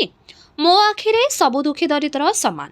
ଆଉ 5 ଟଙ୍କା ପାଇଁ ମୋ ମନ ଯେତିକି ତଟେ, ସନିଆ ପାଇଁ ବି ସେତିକି ତଟେ। ଏତିକି କହି ଧୋବିର ମୁଣ୍ଡରେ ହାତ ଆଉଁସି ଚିନ୍ତେଇ ଶୁଇଁ ସନେଇ ଆଡ଼କୁ ଚାହିଁ ଦରହସିଲା ହୋଇ ମନକୁ ମନ କହିଗଲେ, ମା ମୋର କାହାରି ଦୁଃଖ ଦେଖିପାରେ ନାହିଁ ମହାନ୍ତିଏ। ଆରେ ସନେଇ, ତୁ ଏବେ ଯା। କାଲିଠାରୁ ଚାଲିଆ ମୋ ଘରକୁ। ଏ ଘର କ'ଣ ତୋର ନୁହେଁ? ଘର କାମ କ'ଣ ଲୋକେ କରୁନାହାନ୍ତି? 5 ପାଇଟି ଉପରେ ପଡ଼ି କରିବୁ। ଖାଇବୁ, ପିନ୍ଧିବୁ, ରହିବୁ। ସେଇ ତୋର ବାପ ଅଜାଙ୍କର ଜମିରେ ହଳ କରି ଧାନ ମୁଗ କରିବାକୁ କ'ଣ ମୁଁ ମନା କରିବି? ତୋର କିଛି ଅଭାବ ନହେଲେ ହେଲା। ଯିଏ ବର୍ତ୍ତନ ନିଏ ତାକୁ ଲୋକେ ମୂଲିଆ କୋଠିଆ ବୋଲି କହନ୍ତି। ଯେ ଦରମା ନ ନିଏ ସେ ତ ଘରର ପୁଅ। ମହାନ୍ତିଏ ମୁଣ୍ଡ ଟୁଙ୍ଗାରି କହିଲେ, ସୋଇଏ ନାକାର କଥା କହୁନାହାନ୍ତି ସନେଇ। ସନେଇ ହସିଲା, ଠେଙ୍ଗା ଧରି ଉଠିଲା। କହିଲା, ସୋଇଏ ଦୟାବନ୍ତ ଲୋକ। ନାକାରା କଥା କହିବେ କାହିଁକି? ମୋ ପରିକା ଘର ପୁଅ ତାଙ୍କୁ ଅନେକ ମିଳିବେ। ଆଉ ତାଙ୍କ ପରି ଦୟାଳୁ ବାପ ବି ଦୁନିଆରେ ମୋର ଅଭାବ ହେବେ ନାହିଁ। ଥରଟିଏ ଆଉ ଫେରି ଚାହିଁଲା ନାହିଁ। ଟଳି ଟଳି ବାହାରକୁ ଗଲା। ସମସ୍ତେ ଅବାକ୍ ହୋଇ ତାରି ଆଡ଼କୁ ଚାହିଁଲେ। ଡାଣିଆ ଖରା ଗଛର କଅଁଳ ପତ୍ରରେ ଚିକ୍ ଚିକ୍ ଦିଶୁଛି। କାହାକୁ କିଛି ନ କହି ଧୋବି ମଧ୍ୟ ଧୀରେ ଧୀରେ ଉଠି ଟଳି ଟଳି ଖଞ୍ଜା ଭିତରକୁ ପଶି ଯାଉଥିଲା। କବାଟର ଚୌକାଠ ମୁଣ୍ଡରେ ବାଜିବାରୁ ସେ ଚିତ୍କାର କରି ଗଛ କାଟିଲା ପରି ତଳେ ପଡ଼ିଲା। ହାଁ ହାଁ ହୋଇ ସମସ୍ତେ ଉଠି ଆସିଲେ ତା ପାଖକୁ। ପାଟି ପୁଣି ସନେଇ ମଧ୍ୟ ଧାଇଁ ଆସିଲା। ଧୋବି ମୂର୍ଚ୍ଛିତା। କେତେ ଯତ୍ନରେ ଧୋବିର ମୂର୍ଚ୍ଛା ଭାଙ୍ଗିଲା। କିନ୍ତୁ ଯାହାକୁ ସେ ଦେଖିବ ବୋଲି ଆଖି ଖୋଲିଲା, ସେଇ ସନେଇର ଦେଖା ପାଇଲା ନାହିଁ। ଛୋଟ ଘରଟି ଭିତରେ ଖଟର ଚାରିପାଖରେ ତାର ବାପା, ମା, ଦାଦି ବେଢ଼ି ବସିଛନ୍ତି। କବିରାଜେ ଆଲୁଅ ତେଜି କହିଲେ, ଭୟ ନାହିଁ। ସୋଇଏ ଛାତି ବଡ଼ ଦୁର୍ବଳ ଅଛି। ସେଇଥିପାଇଁ ମୁଣ୍ଡ ବୁଲେଇ ଦେଉଛି। ଅଦା ରସ ଓ ମହୁରେ ଘୋରି ଏଇ ବଟିକାଟି ଚଟେଇ ଦିଅ। ଧୋବି କଡ଼ ବୁଲାଇ କାନ୍ଥ ଆଡ଼କୁ ମୁହଁ କଲା। ତେବେ ଏହିଠାରେ ଶେଷ ହେଲା ଔପନ୍ୟାସିକ କାହ୍ନୁଚରଣ ମହାନ୍ତିଙ୍କର ଉପନ୍ୟାସ ଶାସ୍ତିର 3ୟ ଭାଗ। ଆଗାମୀ ଅଧ୍ୟାୟରେ ଏହି ଉପନ୍ୟାସଟିର ବାକି ଅଂଶଗୁଡ଼ିକୁ ଆମେ ଶୁଣିବା। ରହିଲି, ନମସ୍କାର।